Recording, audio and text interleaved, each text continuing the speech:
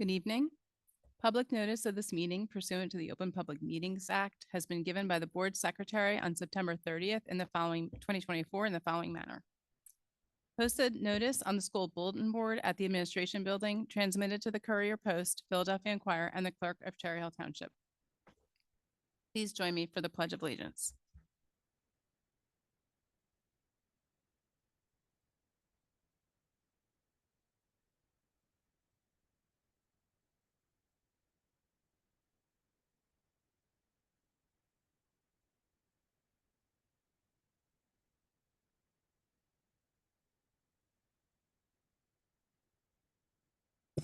Mrs. Sugars, can you call the roll, please? Mrs. Sherfain, Here. Mrs. Gallagher, Mr. Greenbaum, Here. Mr. Mayor, Here. Dr. Rude, Mrs. Niaz. Here. Mrs. Tong. Here. Mrs. Winters. Here. Ms. Stern. Here. Just want to recognize tonight the Phillies are playing, and you're all very dedicated for being here. So thank you all for being here and not watching the game. We have no other recognition tonight, so we are going to go on to our administrative reports. Is that right? Or presentations, is that correct? Yep. All right, turn it over to Dr. Morton. Thank you very much, Ms. Stern. So we've talked quite a bit over the last several months about the need for us to ensure that we're capturing community voice, pulling community into the fray as it relates to the school district. Part of that is system of planning, strategically planning around how we'll pull the community in. We have our supervisor of special projects who is integral in that process, prepared to give us a presentation tonight. So I'm going to turn it over to Ms. Roscoff for the presentation. All right, here we go. Let's hope it works. Okay, look at that, Mr. Polinsky, it's working. Good evening, everyone. Before I get started, I just want to take an opportunity to introduce myself to those of you who may not know me. My name is Carol Roscoff. I have been a teacher and working in this district this is the beginning of my 25th year. 23 of those years was teaching English at Cherry Hill West. 13 of those 23, I was also the coordinator for student activities. And then there was 1 year where I was assistant principal. I've been supervisor of special projects since July 1st of this year. It's been exciting, and I learned something new every single day. I have lived in this community in Cherry Hill for 46 years. It seems like, when I say that number out loud, it seems like forever. I am an integral part of the community. My son went through Cherry Hill Public Schools. I live in the same house that I grew up in Cherry Valley neighborhood.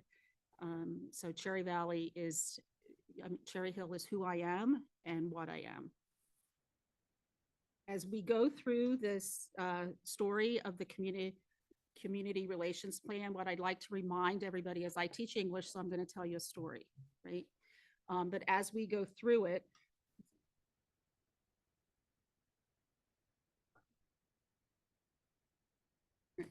as we go through the story, I would like everyone to just keep in mind that this story is fluid, it's dynamic, and it will change as the needs of the district changes, as our efforts and programs change, and it will always be reflective of what the community is telling us at the time.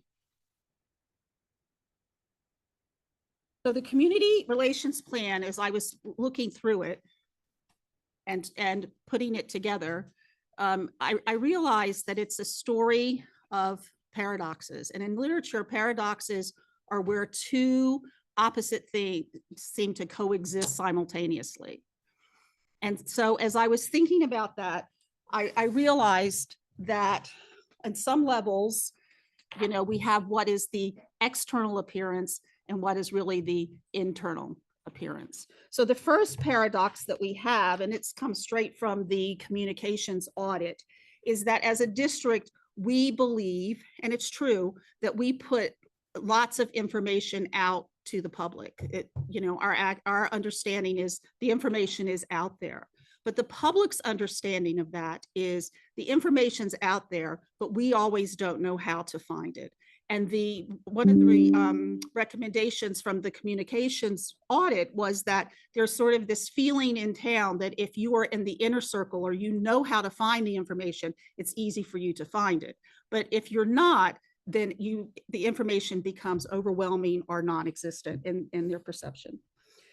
Paradox number 2 is that we have this sort of, people in the community have this intrinsic connection to the schools, but they also have this extrinsic feeling where they feel cut off. And what I mean by that is when I say intrinsic, if you talk to people, people will say to you, I moved here for the schools, right? That is one of the number one reasons people tell you they move here.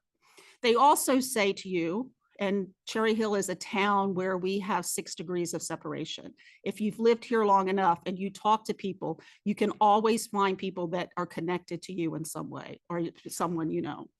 So when you talk to people, they either say, I moved here for the schools, or I went to school here, my parents went to school here, now my children are going to school here. At Cherry Hill West, we are now at 4th generation families that have gone through Cherry Hill West, right? And a lot of our elementary schools, we are at 3rd generation families going through some of the same elementary schools. So they have that internal emotional connection, but they don't feel as if they have that other connection where they feel involved. The last Cherry Hill West PTA meeting I went to, there were 2 people there other than me. So there is this lack of connection physically and extrinsically to our district and the efforts and programs that we're putting forth in the district. And again, it's this idea, if you know how to do it, then you do it. But if you're not, if you're new to this community, you don't have that 6 degree of separation to the community, or if English isn't your first language, there is this disconnect that people feel, right? And the third paradox that we come through is this idea of inclusivity. And we do inclusion very well. We do inclusion really well when it comes to our students, when it comes to our curriculum, when it comes to making everybody in the buildings feel welcome, making sure that we are conscious of celebrating various holidays and that type of inclusion. Where we sort of fall down in this idea of inclusion is, again, this extrinsic connection, where people who are new to the community, moving into the community, maybe have lived here for a long time, don't feel connected to the community.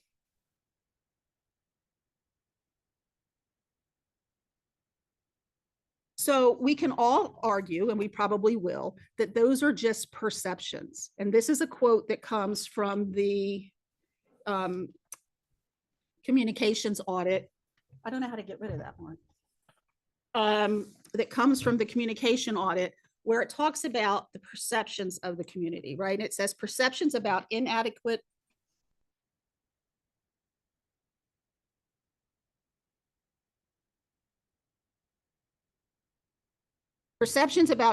engagement and two-way communication are hurting the district's credibility. And we could all argue that it's perception, but what we all also know that in the world we live in, perception becomes reality. So again, this is the story.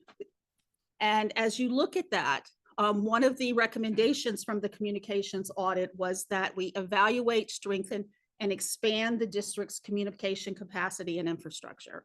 And literally what that was talking about was things like the website that Mr. Polinsky is working on, increasing access to information through social media, like tangible things. But what I'm going to argue is that infrastructure can also be something more symbolic.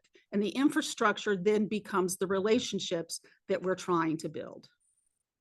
And we have to think about that. So I look at this picture and it's an archipelago, right? And the big island in the middle, I think represents the district. And the islands around the outside of it represent other constituencies in the town. Now, if you notice, the island in the middle does have a pathway that's going out to it, but the pathway is not connected to anything. So what the infrastructure that part of my job to do is to build these relationships with, and each one of these islands represents something. And I want to make sure that I read them right? Students, staff and teachers and our union, families, businesses, civic groups, PTAs, local chamber of commerce, Rotaries, cultural groups, senior citizens, alumni, realtors, and other funding sources. And what we have to start thinking about is relationships with each one of those things are really the pilings that are going to support the bridge, not the causeway. The causeway are the programs and the efforts and the pieces that we're trying to implement and institute. But those relationships become the infrastructure, the pilings that's going to hold those things up. And also the reason that we need to think about how we do this is because it was all part of district goals that I felt applied directly to me. And the first one is to identify key stakeholders, including parents, students, staff, community members, and local businesses. And that happens one person at a time, one group at a time, one family at a time. It's consistent, it's personal, and you have to make people understand that you are listening to them when they speak to you, right? And we've already started doing this, and these people will become the ambassadors that was recommended in the communications audit that we need, that when we need information, correct information put out in the community, that there's a trust that we have built between them and us, and they will go out and they will carry that message for us. Again, establishing partners with local organizations, businesses, and community groups to support district initiatives and foster collaborative relationships. And we have done that recently with the collaborative that we have put together for the elementary redistricting. And we are also on Thursday holding the first strategic planning meeting. And that's another group of community members that we have put together to help us through these processes and help us to build trust. Expansion of experiential learning opportunities for students. Currently, on a almost minute scale, very small, we have students, about 25 right now, who are doing experiential learning in the district. These are seniors who either have a half day in the morning or a half day in the afternoon, who go out to different businesses. We currently have partnerships with Jefferson, with Penn, with the Cherry Hill Police Department, with Environmental Resolutions, with elementary schools, Mann, Knight, Kilmer, and Thomas Paine. And we have students who go out into these institutions and learn along with their business partners. This year, for the first time, we have interns from all 3 high schools. We have about 20 from West, and we have, I believe, 3 from Cherry Hill East and 1 or 2 from the alternative program. And then finally, partnering with community organizations, colleges, and universities. And this idea is that we are having conversations now. We already have dual credit partnerships with Camden County and RCBC, and we are now looking to expand that to 4-year colleges. When Dr. Morton and I were in California at the League of Innovative Schools, he and I would do in the convening during the day, and then at night we would have these conversations about where did we want to take what we were learning there. We saw really great stuff out there. And one of the pieces that we kept coming back to was this idea of know your own, grow your own. And we established this idea sort of as the overarching theme or guiding principle that would help us through whatever programs or efforts that we were going to be doing moving forward. And if you look at each one of these, that is exactly what each one of these will do. right? With our stakeholders, we are knowing who our stakeholders are that we trust, and we are growing them into partners with us. The collaborative relationships, same thing. We are growing relationships with people. But the experiential learning opportunities, that takes on know your own, grow your own to a whole different level, because now not only are we growing our students, the business partners are also growing a potentially new workforce for themselves. And then with the partners, with the colleges and universities, again, that is twofold, right? Because we are ensuring that these young people could start college with an associate's degree, but the colleges are also growing their own and knowing their own, because they are fostering these young people. Colleges have a problem with retention of students. And so now they are also going to get to know who their students are when they start there after they have finished this collaboration. So the big question is, how do we want to do this? And again, I'm going to argue that this is constantly going to be changing. It's going to depend on circumstances, right? But there are some ways that we can start doing this. Some of them we are doing already. So the superintendent spotlights, we have started doing those. This is ways for us to recognize staff members, students, and we had talked this week about starting to recognize some of our alumni who still live in the community. We have so many teachers who are teaching in this community, in our district, who were students in our district, and we need to recognize that and show people in the community that. Dr. Morton is going to start doing some podcasts. We haven't figured out how that's going to really work yet, but we're going to figure it out as we go. And where he sits down and explains some of the things that we are doing. We're doing great things in this community. We just have to make sure the community knows it, right? At one of the meetings, Mrs. Sugars gave a great presentation on the bond work that had been finished. We need to share that with the community. Dr. Mahan did a great presentation on preschool expansion. We need to share that with the community. Listening sessions. We've already started those. Last week, we attended the collective civic association meeting. That's where all the presidents of the civic associations come together. We met with them. We listened to some of the things that they had to talk about. They have many ideas to share. They're more than willing to step up when we need them to. And that was just one way. Yesterday, we went to Rosa Middle School and we met with some very enthusiastic middle schoolers who shared some really insightful ideas with us about the cell phone policy and the use of artificial intelligence in the classroom. Business and community partners.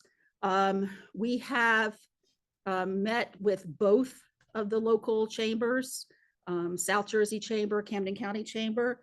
I get them confused, I'm gonna be honest with you. One of them is sharing with us a plan that they have where they bring, in the summer, they will bring educators into chamber partners where the educators job shadow some of these partners and learn what do they need, what do our students need in the classroom to be successful in these businesses. When I talk to them, they would not replicate the program just for Cherry Hill. It was too expensive, but they gave us all the materials and told us, go for it. If you want to do it, do it. So we are in the process of putting that together. On December 5th, the other chamber is going to have their monthly breakfast at Cherry Hill West. The culinary kids will be cooking breakfast for them. And it will give us an opportunity to showcase our students, but will also give us an opportunity to reach out, talk to them, explain the experiential learning opportunities that our students are doing, and also ask them for other opportunities for our students. Town halls will be happening in January around elementary redistricting, and they will happen as needed. Events. I hear every meeting, you all share the events that you attend, and we need to really keep that up and maybe do some more. Tomorrow, Dr. Morton will be attending the Cherry Hill Education Foundation golf outing. I understand that there was much discussion and debate over who was going to have the privilege of driving him around in the golf cart. And in fact, there was so much discussion that next year that is going to be a raffle opportunity for them. We also, I have made up my mind, I've never done it before. I've made up my mind that in the late spring, emphasis on late, partnering with CHEA and the Ed Foundation, we're going to put together a 5K run for the district. Just things to be out in the community. And I was thinking about this today also. I'm going to try to organize a big community-wide community service event, because I really think it's important for our students to see us supporting the community that they live in. The Community Advisory Panel is the new name for the community collaborative. Mrs. Gallagher's not here, but I did want her to know that when she made the recommendation that we change the name, I listened to her and I realized that her concerns were valid. And so we changed the name now to the Community Advisory Panel. And then the communication efforts. Before Mrs. Wilson left, she left a very detailed strategic plan for communication that the new public information officer will be able to follow and pick up when she begins. This is just a quick little video. It's the first spotlight. We'll get back.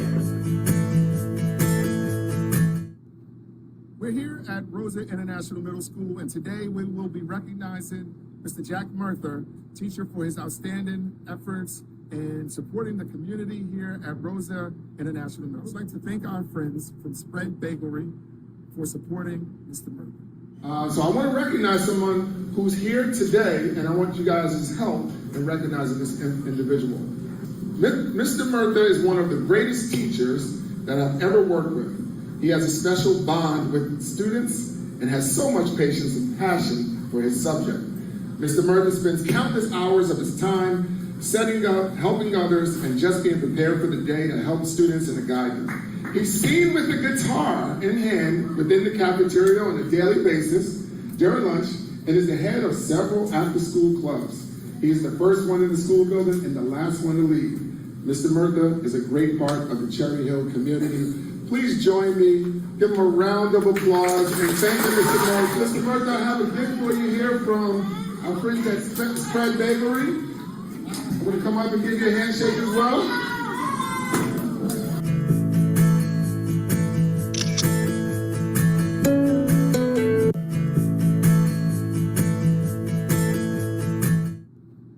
We're here at Rosa International Middle School, and today we will be recognizing Mr. Jack Murther, teacher, for his outstanding.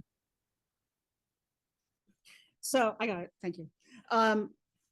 So I have this quote from Travis Kelce, and people who know me well will laugh because I'm only a sometimes football fan, and I probably should not go on the record and say this, but I'm going to. I'm not a huge Taylor Swift fan either.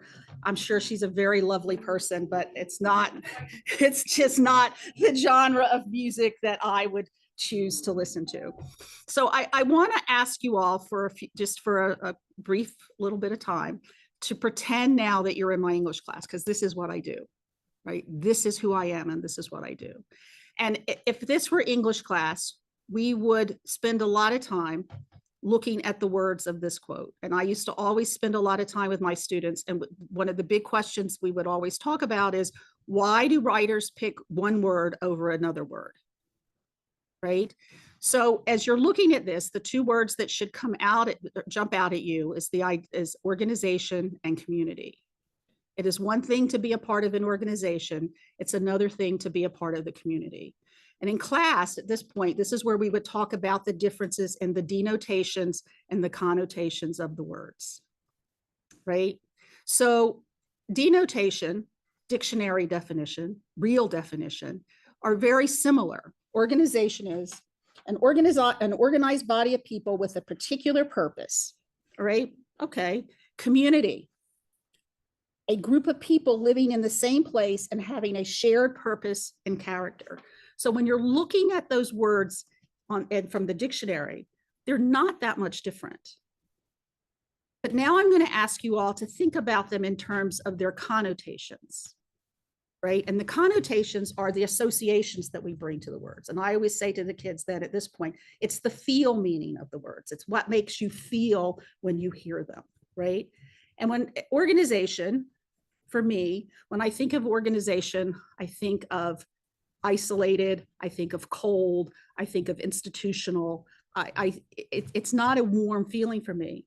However, when you think about community, you think about family, you think about neighbors, you're thinking about being a part of something, right? And then we would spend time talking about why the article and versus the article the, right? And we would spend a lot of time talking about that. So as we move forward, we have to remember that while we are an organization, a pretty big organization, we really want to be a part of the community. And that's what we all have to work towards. So that's sort of the community relations plan. If there's any questions, I'll be glad to answer any questions. Does anybody on the board have any questions, or I would offer comments as well? Mrs. Winters. So I love that quote. And I think one thing about my fellow board members and myself is that we all consider ourselves to be part of the community in different ways and aspects. So I just wanted to offer to you, from me, is that if there are parts of the community that you're looking to reach, I would encourage you to ask myself, and I think the rest of us too, that we would help you to reach out, because all of us are volunteers on the board, but we're all also volunteers in lots of other places. I'm a volunteer with the Girl Scouts. I'm a volunteer with my church. So I just think as you're expanding the way that we think about our place as part of the community, we can all be part of helping you reach out to maybe those aspects that you may not personally have a connection to, we have a connection to. Right. So just to offer that. I appreciate that. very much. And that I guess now the gauntlet is thrown, I'm going to have to start training for a 5K. I have to train with you. We'll get there together. We'll get there together. Thank you so much, Ms. Roscoff. It was fantastic. You can walk. Mr. Green is suggesting that we have the option to walk. I will absolutely love to walk a 5K. My days of running are over. My knees have said no more. I think mine too. So, but I will surely be there to walk. So hopefully that will be part of the community inclusion, right? Well, and that's, those events are just community building kinds of events, right? They're not, Right. They'll raise a little bit of money, but it's more about building the community and getting everyone out together for a common purpose. Other board members have comments or questions? Mr. Mayor. I could probably go on for a while on each of the particular points you mentioned. I'll just simply say, as a board, we talked, and it's been a couple of years since I've been on the board, about the importance of improving communications, about the importance of getting our message out and truly connecting with the community, with various stakeholders in a way that will be more impactful. And we just had not figured out how to do that. And certainly the communications audit was tremendously helpful. But I want to say that just even hearing, and, I've known you for long enough as a teacher of one of my daughters, but also as a community member who's been concerned with more than just the schools. Hearing, and even if I didn't, hearing your presentation tonight convinces me that much more that you are absolutely the right person for the role you're in. But that you get it, right? You care and you see the way forward. I believe, and I want to speak for all the remaining board members, but I hope I do. We are here to support those efforts. Not just in reaching out individually, as Mrs. Winter said, she would with her groups. Of course, I would do the same. But the importance of getting this right and of improving community relations across the board cannot be overstated. So much of what we have done and improved upon and instituted in the last year or so requires that kind of continuous improvement, engagement, community input, community buy-in, and the work you're doing will support that. And I think it's just tremendously important. So, I can't say thank you enough. Well, thank you, Um, Mr. Mayor. It's a team effort. We are part of that community. So I look forward to participating. If it means getting a new pair of running sneakers, I'm there. Now I might require something at the finish line that, to help me get through, but, but no, and again, not to minimize it or make light of it. These are amazing efforts. They are tremendously important. Thank you to the members of the advisory panel. We're here to help, to support, and to applaud any way we can. Mrs. Tong. I said thank you to our Carol. I cannot pronounce your Okay, last name. Carol's fine. So, but for what I guess get my attention was the very beginning when we partner up with the different institutions, so the student can go out and get a feeling of it, what they can maybe study or go in the field, I guess, in the field to study. They give them the opportunity for them to grow up. What we teach in class is great, but what is out there is even a lot bigger. And I think an organization and a community, they can, I mean, I belong to a lot of organizations, but I think community comes as well, that we all work together. I think the main thing is in peace, if we could do that. Well, thank you for doing that. That's all I want to say. Thank you. Yes. Mrs. Sherfane. I guess I'd like to kind of piggyback off of what Gina said a little bit. First, definitely thank you for everything that you put into this. I've seen firsthand a lot of the initiatives that you're tackling, and I appreciate all of the effort that's gone into what you've done and what you're about to do. And so my challenge to you would be to try to find, when you're building these teams of people to share their perspectives, is to try to find the people that aren't always the loudest people and the people that have been as engaged, because I think that's kind of getting us in the same situation, same kind of perspectives, a lot of the same voices that are comfortable coming here and that kind of thing. And like Gina said, I think we would definitely all have ideas, but I don't know that I have the exact answer, but definitely trying to find the smaller voices, or maybe the ones that are a little bit more intimidated by settings like this, that wouldn't necessarily speak up or give their perspective other ways, I think would target a population of this community that we desperately need to target. So over this past summer, I read something, it wasn't a full biography or memoir, but I read something from Nancy Pelosi, and Nancy Pelosi had a sort of OCD-ish kind of obsession with every time she met a person, she filled out a 3x5 card on that person, their name, if she had their contact, how she met them, and like what her first impressions were. And she kept this big stack of 3x5 cards. So what I've started doing is filling out my 3x5 cards, right? As old fashioned as that sounds, it's, it helps me, because if I see someone and I think, oh, wait a minute, and I go back, I can sort of remember. So that's what I'm trying to do. I'm trying to put together a group of people, and I'm going to put it in a database so that other people have access to it, right? But as I meet people, I'm trying to sort of just keep note of who they are for that very reason. That's good.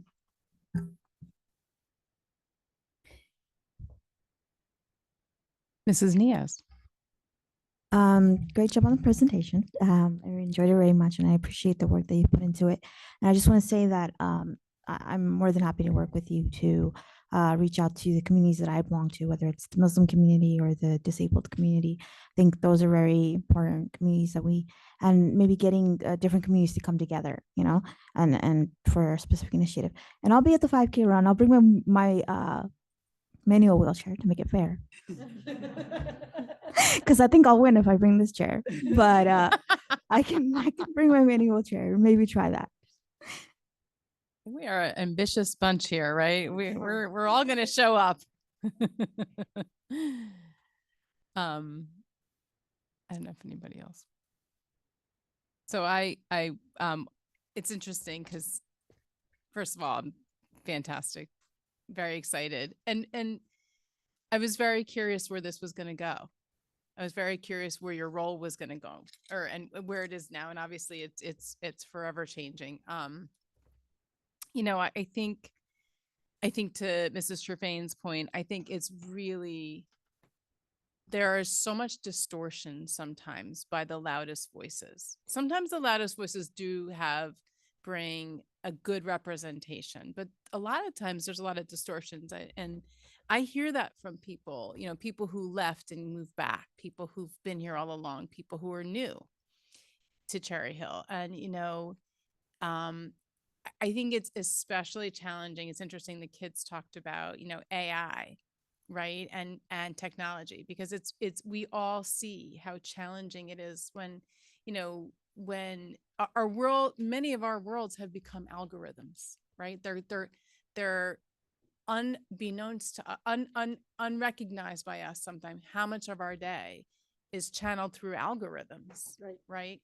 And we start to realize we're not even choosing sometimes who we're being told who our community is, right? And yet, like in our real lives that are off screens or off technology, we don't choose necessarily, right? Like, you when you buy a home or you rent an apartment or you move into a neighborhood in whatever place you're living, you don't always know who are you moving next door to, who's gonna, and for me, it's the beauty of Cherry. It's one of the main reasons I chose Cherry Hill, actually, is truly, yes, we moved here for the schools, 14, 15 years ago, whatever it was. Cause I'm not someone born and bred here, right? I didn't grow up here. My family didn't grow up here, I've managed to move how I convince all my family to move down here, by the way, which says something about Cherry Hill, but, or most of them, but, I wanted to be in a town that had a lot of different voices. And sometimes I feel like I hope, and I'm excited to see us have that inclusivity of voices, because it's really important. It is important. So I'm excited for that. And I'm appreciative of that. I also, and, forgive me for a minute for getting a little personal, but my elderly parents have now moved down here, right? They were the last of the bunch in my family of origin that we were convinced to move here. And I'm learning a different Cherry Hill through their eyes, right? Their age group, right? The community that they're more connected with, which is somewhat different from the communities I'm connected with. And it's fascinating to me to watch, like, how many communities are here and realize, and there's so many more that I don't know, right? So I'm excited that, in my time on the board, hopefully one day, no offense to anybody, but one day I will be off the board and I will be ready to be off the board. And in that time, I'm excited to continue to see, who's all part of this community, who's working to do the good work, as you talked about in the beginning, the people who are excited to contribute positively, who's part of that. And I guess when folks aren't doing that, what's that about too? And how do we understand that? How do we, how is there a place of belonging for everybody? Because to Mrs. Niaz's point, as a parent of a child with special needs who struggles significantly to find a place in the world, right? And as a family to try to help my child navigate that, right? Belonging is so important. And it's not so easy or natural for certain people or certain groups to get that. So I'm excited. And last thing I'll say is the volunteer day. I mean, I just totally grabbed me.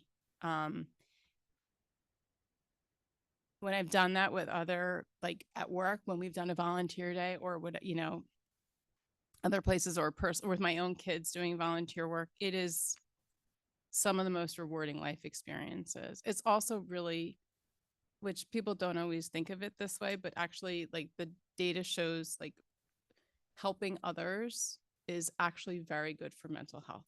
It helps with depression.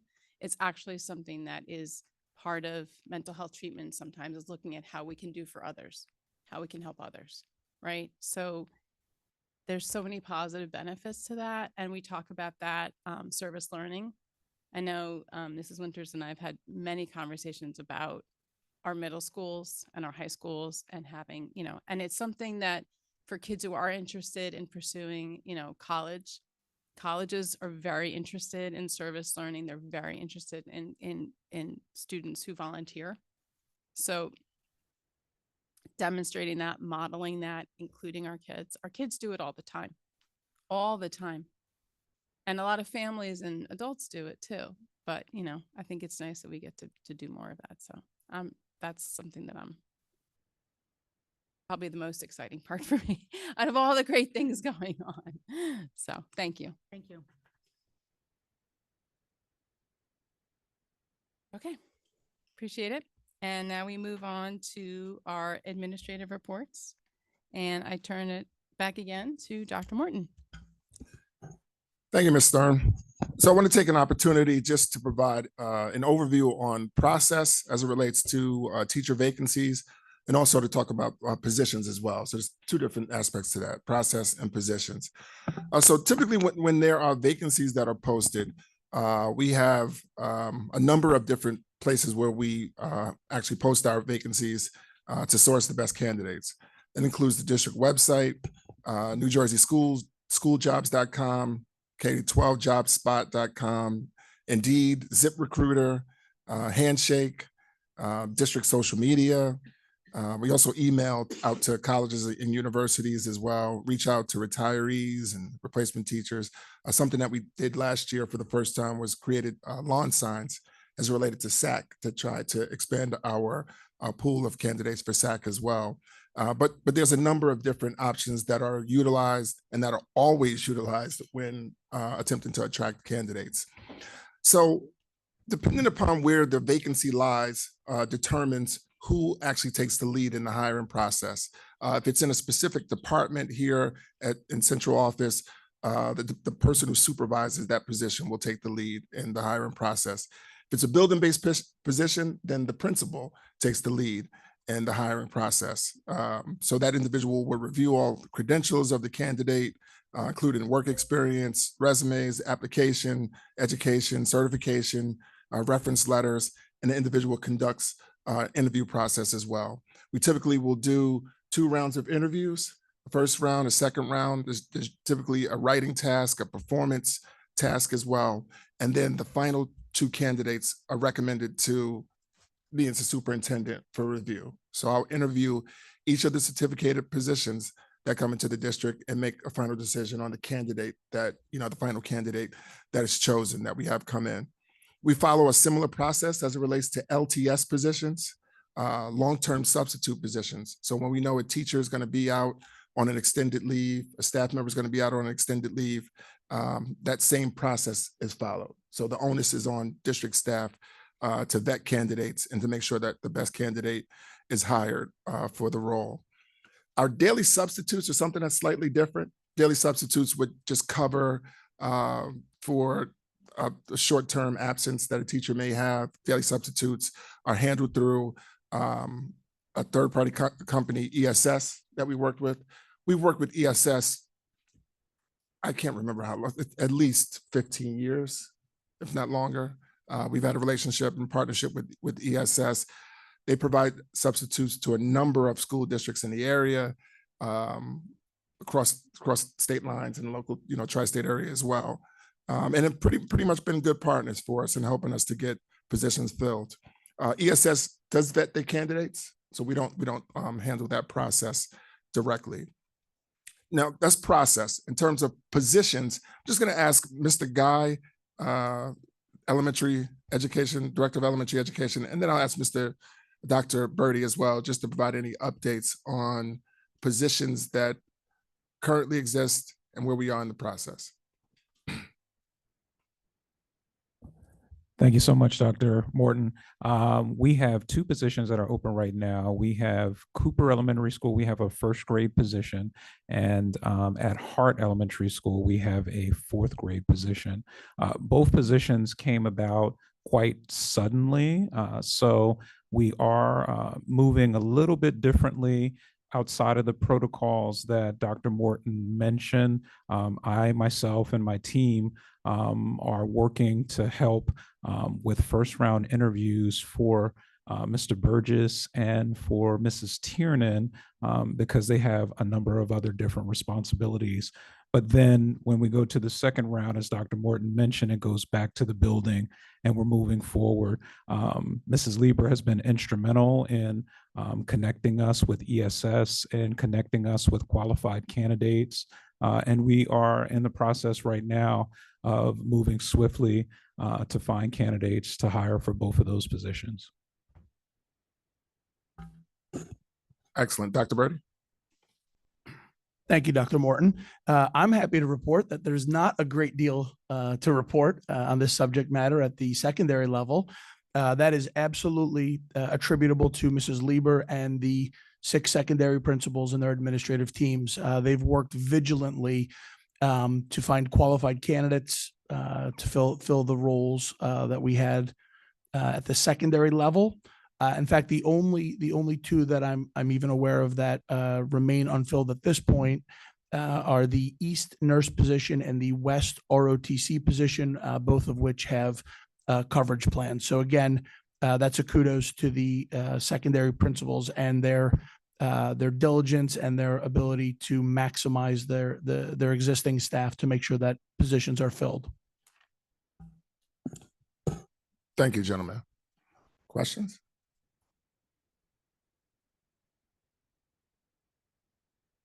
Dr. Morton,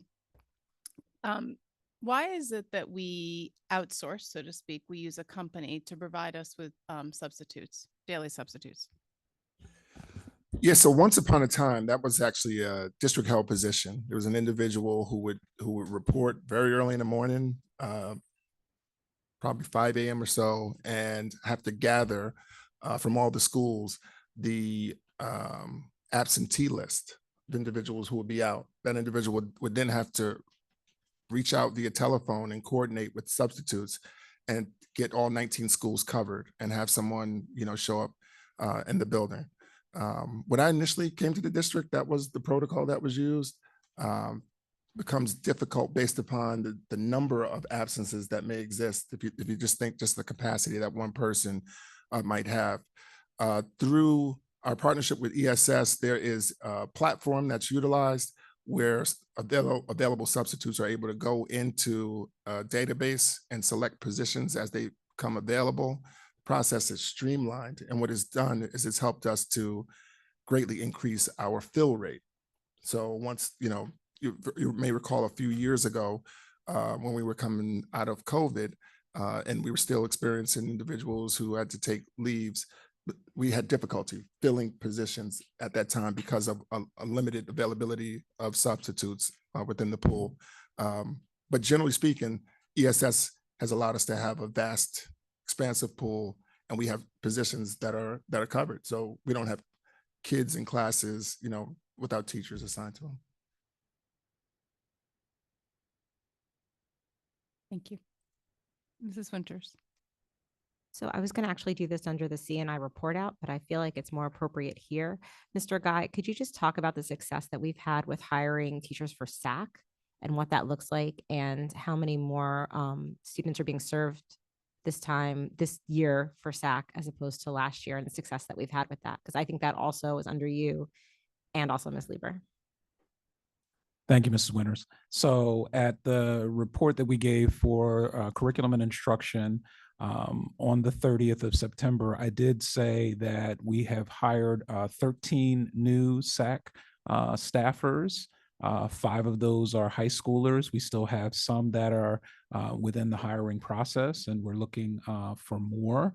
We want to thank all of you all for the work that you've done with the lawn signs, as Dr. Morton mentioned, that are attracting SAC and our high schoolers. And so we are expanding our SAC employees from compared to 23-24 at this time to now 24-25. Thank you so much. And I just want to thank you again for all the work you've done on that, because I know that was something coming into this academic year that was a concern for a lot of families. So since that was a highlight of the CNI meeting, I felt like as we're talking about employment now, it was a good time to bring that out. Thank you, Mrs. Winters. I would be remiss if we didn't recognize our SAC staff, Melissa Conklin, Nicole Gilbert, and Susan Root, for the incredible work that they've done in collaborating with the 19 schools, with the board, with Mrs. Wilson before she left in terms of public information, and with Mrs. Lieber. So thank our team. Definitely. And I also want to put a shout out that there are still more SAC positions available. So if you know somebody interested, or you know a high schooler who might be interested, it's a great high school job. Everybody keep asking around.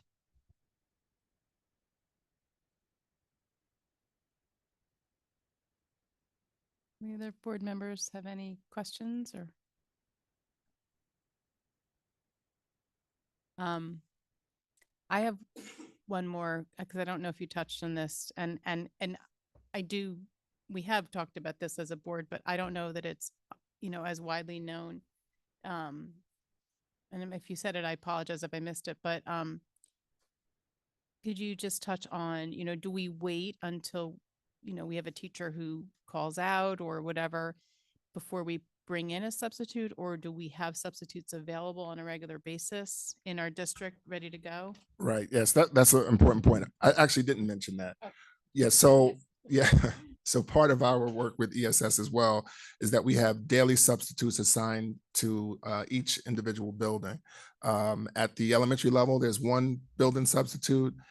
At the secondary level, at middle level, there are 2, and at the high schools, there are 2 as well. So those building substitutes have familiarity with the buildings. They've become familiar faces. And, in the unlikely event or unfortunate event that we're unable to have a position filled, the building substitutes can go in and fill into those classrooms to ensure that, kids are covered and supervised appropriately. Thank you. I mean, I appreciate that. I see that as an effort to be proactive and ready to, and understanding that that's a normal part of every day in a building, that there will be absences. So, I appreciate that is there. Okay. Any other questions, comments?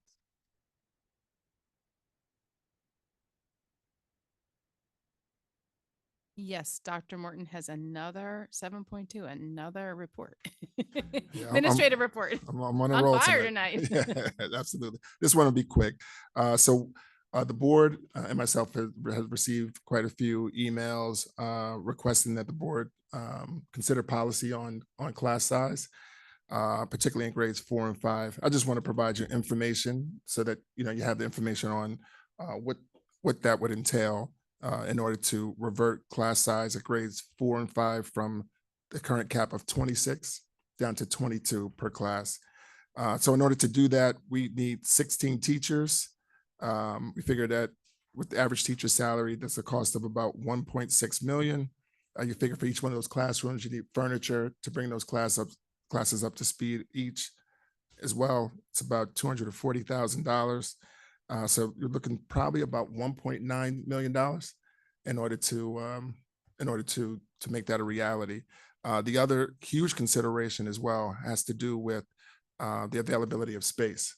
So as you've heard tonight in Ms. Roscoe's presentation, we are examining elementary redistricting because of increasing enrollment at the elementary level and a projected lack of available space. So just a couple items for your consideration. Any questions?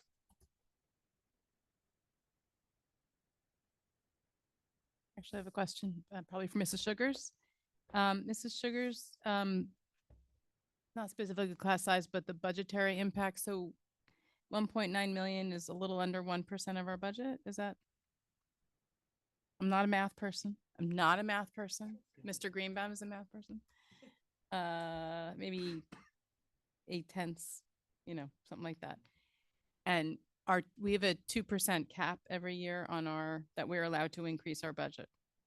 Correct. So just to increase it. I'm sorry. Thank you. Thank you, Mrs. Sugar. Definitely glad you corrected that. So just as far as like what that translates into, right? So, last year we had initially had a almost $7 million cut from the state of our budget. And we made a lot of cuts that we had to make. And we also had some things that held steady that we know are going to increase, like our health benefits. We know last year our health insurance worked with us and did not increase the cost of our health insurance, but we definitely know that's not going to happen this year. So when we look at next year's budget and we're budgeting, adding in another, $2 million essentially is just something that we have to consider as a board. And I think it's good for the community to understand that that's the kind of stuff that big picture that we're charged with. That's why we're elected to do that. So that's something that I know is top of mind for me. And it's part of our goals this year, right? And I look at Mrs. Sherfang because we had this discussion in business and facilities. It's something you talked about, is making sure that we're always good fiscal stewards. So fiscal stewards means looking at the big picture. So if you don't mind my saying that, but that's something that you wanted, you raised as an important contribution to our goals. So thank you. Thanks for allowing me to kind of the math a little bit. All right. Correspondence. Do any board members have school events that we would like to share about having participated in and attended? Mrs. Niaz. I attended Sharp Elementary's back to school night. It was my last back to school night. um, I've been to a lot. And it was very nice. One thing I liked was that they had all of the extracurricular, like the gym teacher and the gym class and the music they gave parents a chance to meet with the gym teacher, the music teacher, literacy coach, all of those extra things that we give our kids to meet with those teachers, and it was very important and it was very exciting. One thing I really liked is that one of the parents came up to me and said, we recently just moved here and I've never seen principals be as involved as at least the principal in that school is, greeting kids at the door, or, after I left, he was helping the custodians put up the tables and stuff. And so I thought that was great. They work as a team and I appreciate that. Mr. Mish. We had the same thing with him when he substituted in at Stockton for 2 months. He stood there and learned every child's name and every parent's name, and it was amazing. Mr. Greenbaum. Thank you. And continuing with wrapping up back to school nights, I attended Woodcrest Elementary School's back to school night, and a big thank you to Principal McCartney and the staff for hosting a successful evening. Like the other back to school nights I visited, very well attended, well organized, great support from the PTA as always. It was a nice surprise to run into some of my son's Encore teachers who also teach at Woodcrest. So we got to catch up a little bit, and I got to have a nice conversation with Ms. Lagamba on restorative practices. She had presented back in December, and it was nice to follow up on that as well. That's it. That's all I have this week. Thank you. Great. Other board members have activities, events. So I had the opportunity to attend the East-West or West-East, depending on how you like to say it, soccer night, right, which Mr. Greenbaum and I were both there. So yeah, you were there too. And I got to see the varsity girls and then the varsity boys. And although I do have a child who plays on one of the teams, I will tell you, I was really hoping there'd be a tie. And there was for the boys. And that was a great relief to me and probably Mr. Brow. He does seem to be relieved when it's the case. But it was a fun night. It was a great night. And throughout the day, freshmen, JV, and varsity all played. And there was a couple of wins and a couple of losses and a few ties. So, for me, it was a great, it was great. But it was a fun night. People had a great time. And so congratulations to both West and to East for a very successful soccer night. And looking forward to football next. So there we go. I think that was the only event I attended. So, okay. And now we move on to our first public comment. I'm sorry, nobody else had any correspondence, right? Okay, thanks. We move on to our first public comment. There will be 2 opportunities for public comment this evening. The first public comment session is for board action items only. And those are items 17 through 20 on our agenda, which is located in board docs, which you can get to on our district website and under the Board of Education tab. If you would like to speak now, please identify the agenda item that you're speaking on. Clearly state your name and your municipality. We will alternate between speakers who are here in the room and those who are online. Each speaker will be given a maximum of 3 minutes to speak. The timer on the screen will indicate the amount of time you have remaining. Public comment is an opportunity for members of the community to comment on matters relevant to the operations of Cherry Hill Public School District or within the authority of the Cherry Hill Board of Education. The board welcomes diverse opinions on relevant matters. Under established federal law governing reasonable restrictions of speech in public forums, statements which demean individual community members or groups or which are irrelevant to the operations of the school district or are repetitive will not be permitted. Community members who would like to present information not relevant to the school district are always welcome to communicate directly to the superintendent, district superintendent, board president, and all board members via email or other alternative means. Very importantly, Mrs. Tong, we always give students this opportunity to speak first. And students, unlike adults, may speak on any topic related to our schools in our first public comment. And we will always prioritize students to go first. So if you are a student and you are online and you would like to speak, I would ask that you please put an S after your name so that I know you are a student and I can make sure to call on you first. If you are in the room and you are a student and you'd like to speak now, I'd ask you to please approach the podium. And if we have no students who approach the podium, but we have adults who are in the room who would like to speak, you may also approach the podium.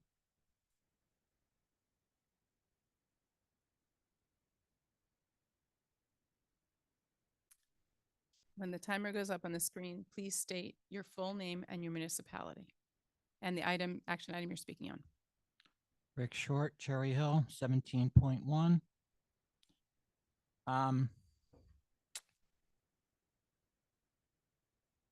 With the grades, with the test scores, the way they are coming out at the high school level, every minute, or should I say every second that's spent on things that don't help test scores or don't help things rise, why are we going to those events? Why are we spending money on flying to St. Thomas for Head Start when our grades are in a free fall downward? Why? Why do you keep approving it? Why isn't all our focus put on high school? Why isn't it what could possibly Head Start help any of the other grades?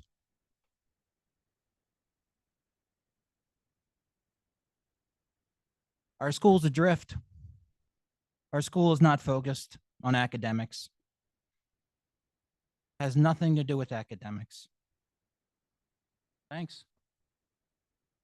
Okay, we go to the line and the phone number is 788. Please state your full name, your municipality, and the action item you're speaking on. Hi, my name is Jeff Powitz, and I live in Cherry Hill. 17.1, approval of attendance at conferences and workshop. G,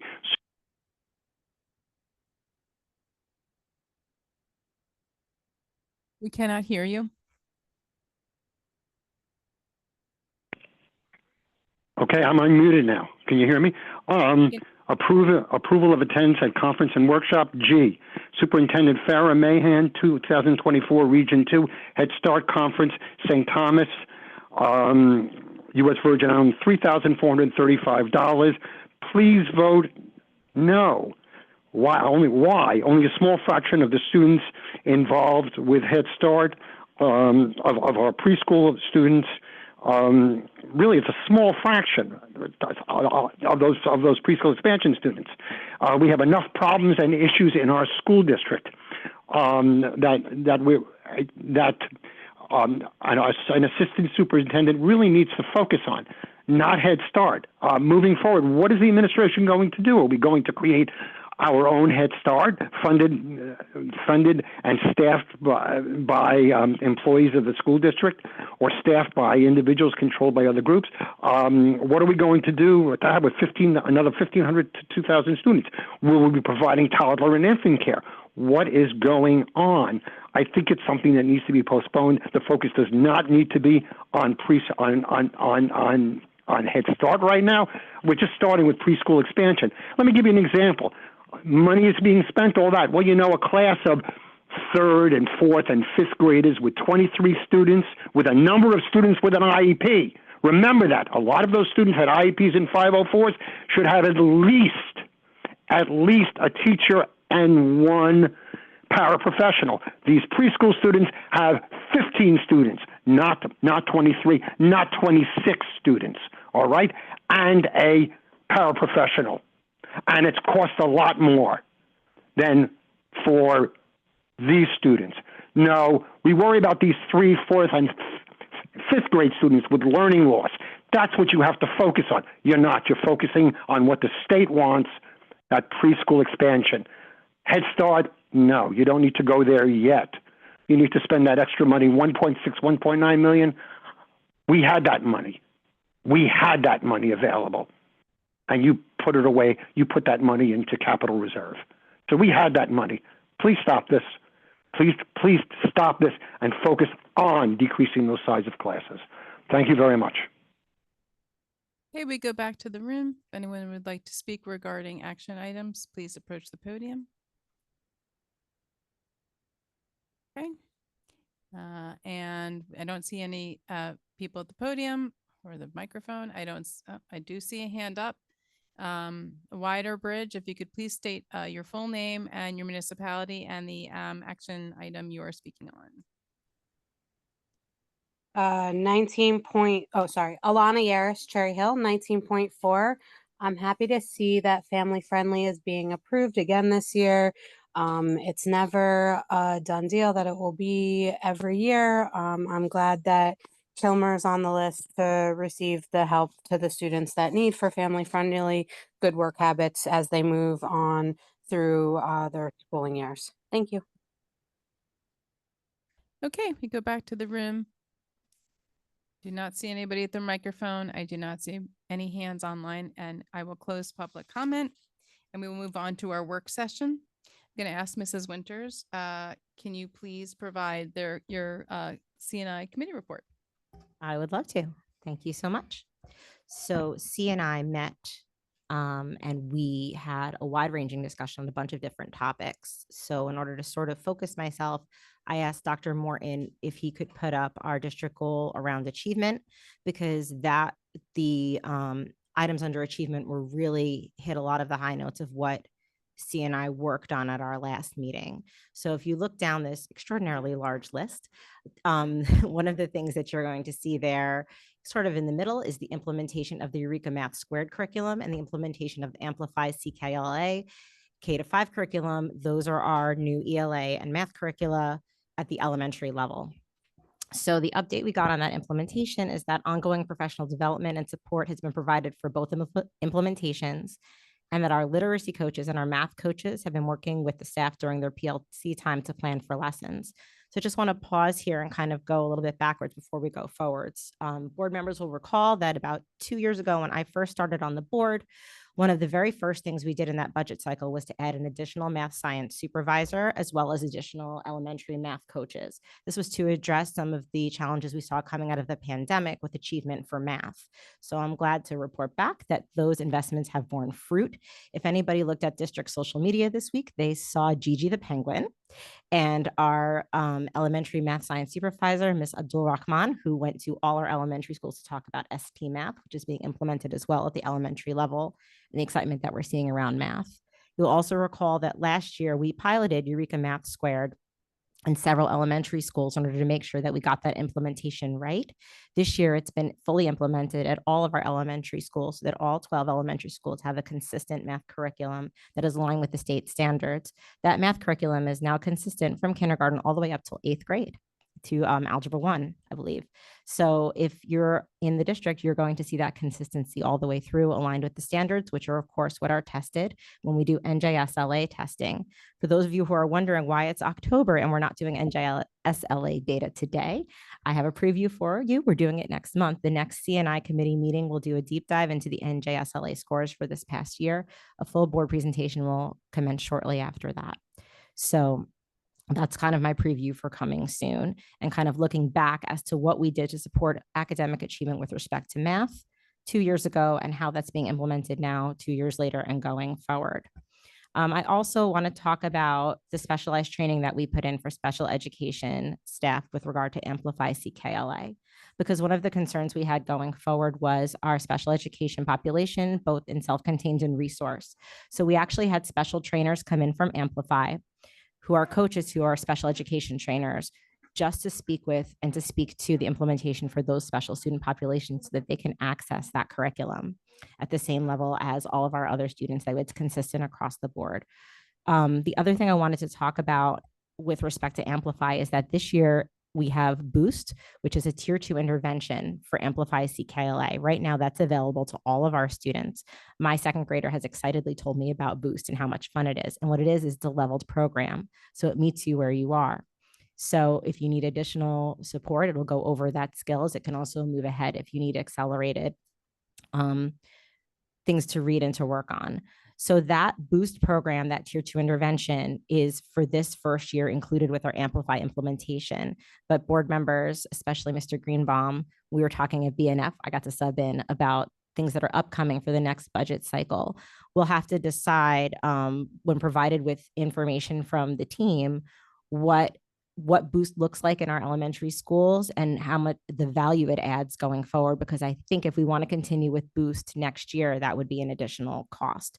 So that's something that we're going to continue to look at. It's really too early to tell. We're only in the beginning of October, what that tier 2 intervention looks like for our kids.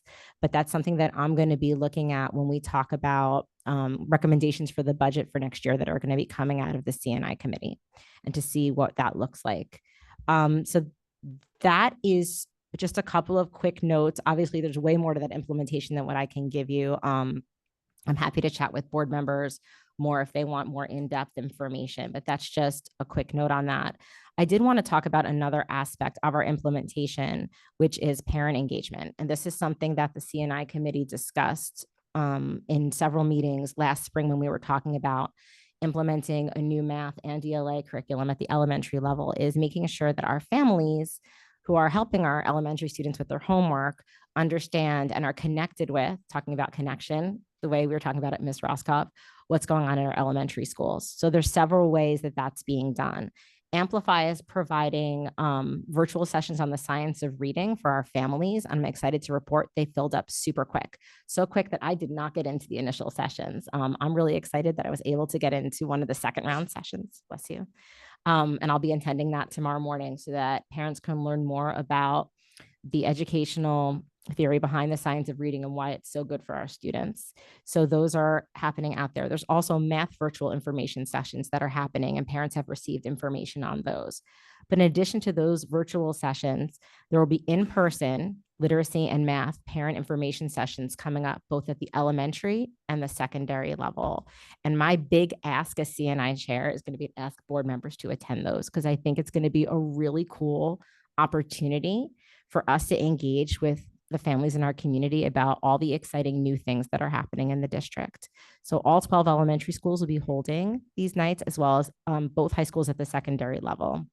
And our middle schoolers will be able to go to either East or West, depending on their middle schools. I believe it's Beck and Rosa at East and Rosa and Carusi at West. I think I got that right. If I'm wrong, somebody can correct me, to learn more about the curricula that's being offered. So I think that's a really neat opportunity to engage our families with what's going on in our schools, and so they can see all the good work that's being done to support academic achievement. Another piece that I wanted to bring forward was something that I asked Mr. Guy to bring to the meeting, which is, if you look back up on our, oh, it's gone now. I'm sorry, that's my fault. I waited too long. I'm talking as fast as I can. I've got that North Jersey cadence and speed going right now. Thank you so much. If you look back up there under, it's like the 1, 2, 3, 4th bullet from the bottom. So after we develop our district goals, each school develops SMART goals aligned with the district goals for the action steps that are towards the educational achievement that we've all been looking for, right? So I asked Mr. Guy, and he told me that we're well underway in developing the school-based goals on academic achievement. And you'll see up there in our district goals, the emphasis on math and ELA subgroup performance, because that's what we're focusing on this year. So that's sort of another preview coming soon to stuff that we're working on at the district level. Dr. Morton's going to talk about it, I think. Do you have a bigger update for us or no? Oh, look at that. Sure, I can show you an example. That's of what that amazing. might look See, like. this is unexpected. I'm so excited. Thank you so much. Absolutely. So this is just an example of one of my principals building goals. So the goals themselves align with the district's goals, but they also become specific to that school and the population and what those data targets might be. So if you take a look, we're looking at the same action that you just went through. So you see here implementation of Amplify, but you'll also see specific measures that are listed for the population at Barton. So increase in JSLA math scores. She's looking for economically disadvantaged students, increase about 5 to 10 points on the 2025 spring assessment. Progress monitoring data, quarterly assessments and benchmark tests show steady improvement in math scores for economically disadvantaged students with at least 2 to 3 point increase per quarter, so on and so forth. I just wanted to show this as a quick example, but we use a SMART format, specific, measurable, attainable, relevant, and time-oriented as well, for establishing these targeted goals based upon what the school's data is and where that particular building is. These are coming in now, going through final approval, and they'll be posted on the website as well for all to see and to review and to take a look at as well. That's awesome. Thank you so much. I didn't know we had that kind of specific. I thought it was like a preview coming soon. I'm excited to see it happening in action, and I can't wait to see the final version.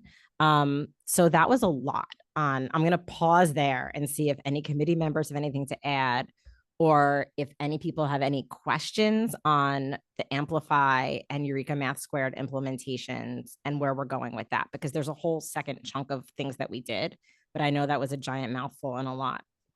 And thank you to Dr. Morton for providing specific examples. Mr. Mayor. I am chairing. I'm just kidding. I will Mr. politely- I Mayor. will politely pass my, all right, thank you. So I'm not even sure if this is the appropriate place for the question, but given the data that Dr. Morton just discussed, which is what we want to see, and that's, that's great work. How do we sustain and grow that improvement, the improvement that the SMART goals have shown? Is it too early to have that conversation, or are those discussions already in the works? Yeah, so the discussions are definitely in the works. I think what the specific building goals show is that there's intentionality and clear planning and thought around who their students are, or who the students are in that particular building at particular grade levels, and the identification of strategies to support those individual students. The team has been doing a great job as well with the rollout and the training for our multi-tiered systems of supports platform or framework, NJTSS.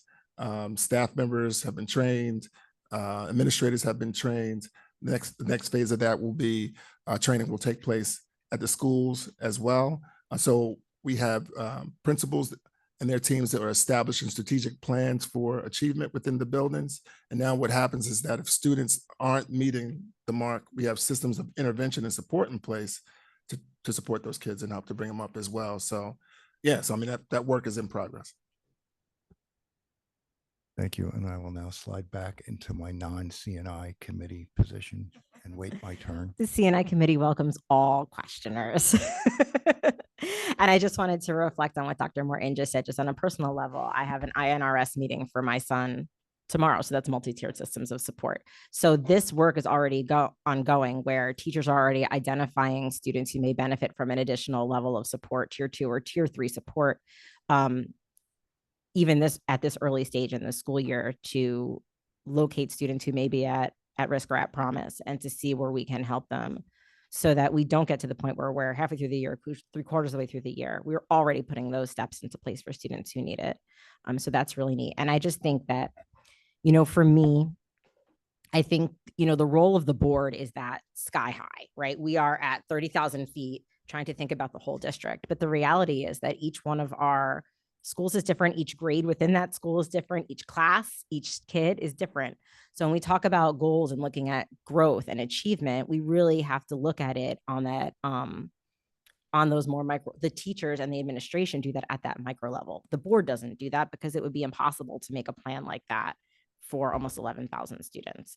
But when we're looking at what do the third graders at Barton need to be more successful? What do the fifth graders at Sharp need? What do the kindergarteners at Knight need? Whatever that might be. I think that's the good work that's being done. And I think, it was maybe my second year on the board that we did a deep dive into school-based goals in the CNI committee. And that was when the puzzle pieces really clicked for me about how that all works. It's layers upon layers. And I know this year there was a push to get the district goals done a little bit earlier. That way we weren't holding up that important work of the school-based goals. So I'm delighted to see that it's moving forward. Ms. Stern has a question. So just to, along the lines, we're working on communication, right? We're working on, and hopefully, I don't want to steal your thunder from P&L, but we will be talking, or strategic planning, I'm sorry, but we will be talking about the website eventually, later tonight. But in a Snopes-like way, is it Snopes or Snoops? Snopes, right? Snopes. In a Snopes-like way, you have just busted the myth that we do not have achievement-based goals, which I read as I read a quote in a newspaper article that came out, and I was like, wait a second. So Dr. Morton, I think there's some confusion in the community about these goals. We are seeing them here, but could you please provide for us now on the screen, how do we find those goals? Absolutely. There's investigative reporting in my committee tonight. I love it. All right. So this is district website homepage. Actually, I'll go homepage. Yep. Homepage here. There's 2 different locations where the goals are located. If you click on or hover over Board of Education, you'll see district goals accessible here. And at our schools, there's also a tab here for goals. I'll just click on the one here under our schools. As you go down, there's a hyperlink here for 24-25 district goals. And as I mentioned, the school goals, the links here aren't active just yet, but they will be once we populate them in the next week or so.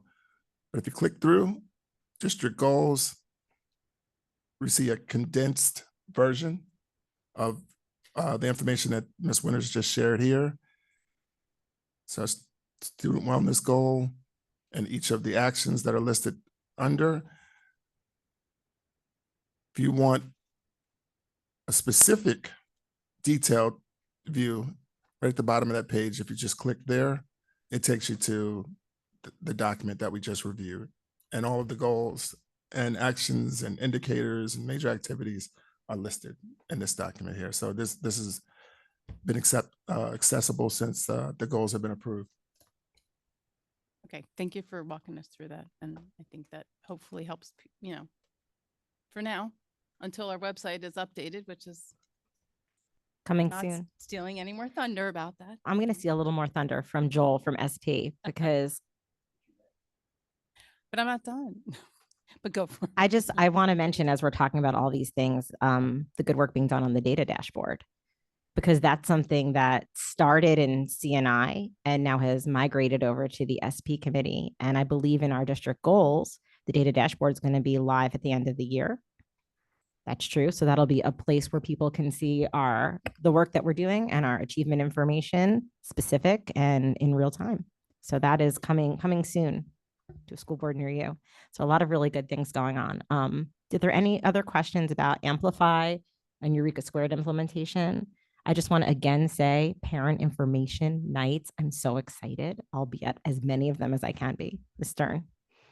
So one question that we discussed in the committee and Mrs. Mallory was able to answer, it was really helpful, was about, we went into more of a deep dive about the coaching that is being provided to the teams and specifically the multi-tiered system of support. I wonder, this is a little bit of a different question from what we talked about in the committee, but I'm wondering, going back to, again, our top priority, academic achievement, student success, student, achievement excellence, right? Mrs. Mallory or Miss Mallory, I don't know if whoever would be the right person to answer this, Dr. Morton, can just share a little bit about how the multi-tiered system of support, and I know it's very involved, but high level, like how that helps with achievement and maybe just a little bit about some of the things that we shared in the committee about what we're doing with that.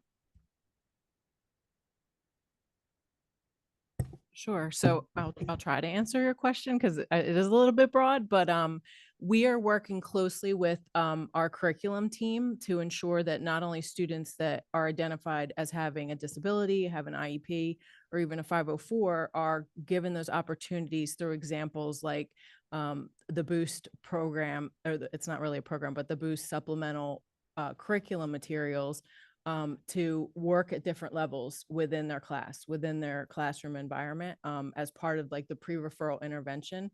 I know Dr. Birdie and Mr. Guy have also worked with their teams to start streamlining the MTSS process across the district so that there's not only consistency, but there's more access to resources and supplemental materials for all students to have access to. Is that kind of what you were getting at? It does, Okay. but, and I maybe just in like the most basic, like non-educator language, is there any way that you could just say, like, how does that help with achievement? I think what it does is it allows teachers to meet their students where they are.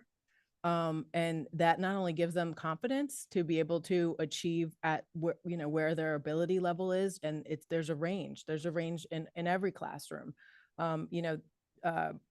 Differentiated instruction is not a new term, but it's something we continue to revisit because there are so many different needs.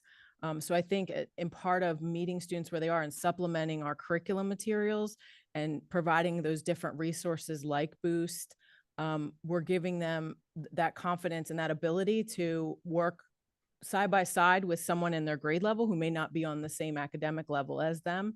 And then also exposure to the grade level curriculum, whether they have an IEP or not, allows them that opportunity to grow and to kind of have that bar raised in different ways.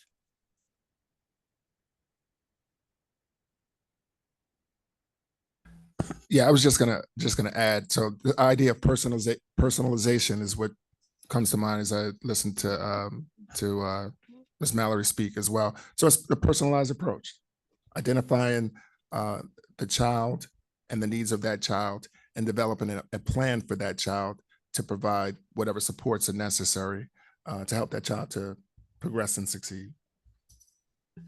Thank you. So, and along those lines, you said, Ms. Mallory, and I think, Dr. Morton, about growth, and it not only to help students who might be at different levels side by side, each grow at their own rate, if I may add a little bit to that, I guess I'm thinking like in the way that they learn best, right? Some students learn better with different, with different approaches, most adults too, right? And then also as they do that, they can actually also even go forward and grow further, right? So that allows them to further, and that's something I've learned from you, all of you, and your whole team, to grow further.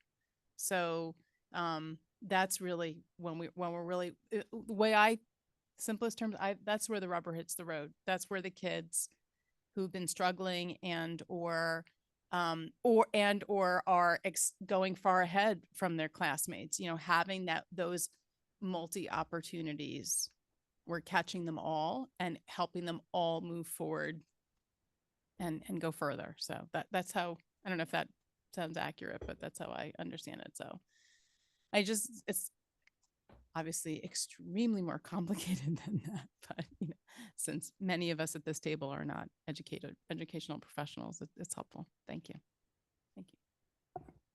Thank you. Any other questions on Amplify and Eureka Squared? It is a sea change. I mean, I think, watching it, having an elementary schooler myself, it's just amazing to see how it's really transformed so many things, and just how high interest the CKLA texts are. The other thing that I'll say, that just having had, 3 children go through the district at different times, I do feel like it's really neat that all the kids in my son's class are using the same knowledge texts together. Whereas I feel like before, there was a lot of the differentiation happened because there were different reading groups reading different things, different books. But now it's one class, but then the materials level so that you can meet the kids where they are, which is really cool. I never thought my kid would be coming home saying how excited he was to learn about ancient India and the religions there. But he is. It's high interest material. They're gaining background knowledge, which helps them. There's just a lot of really great things going on. So I'm excited for parents to be exposed to that and see that when they go to the literacy nights at their elementary schools, and also parents who can attend the science of reading workshops. I'm really excited to do that tomorrow morning and take a deeper dive into how this all works in helping teach our kids to read, because it's a foundational skill. And also one of our milestones of achievement, kids reading on grade level by the end of grade 3. So that is Amplify and Eureka Squared. I know this is a lot. I'm sorry, I'll try to go as fast as I can. But I also want to talk about the pre-AP expansion grant, because I feel like we've done a lot in CNI lately talking about the elementary level, because there were so many big changes to elementary.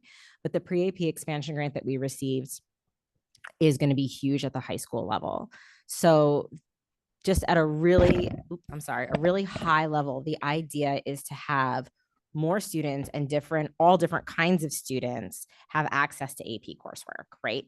So there seems to be a challenge with only a certain type of student thinking that they are an AP student, whatever that means. And the AP program and this grant are really challenging that and expanding the idea of who can take AP coursework. And the answer is everybody with the right support.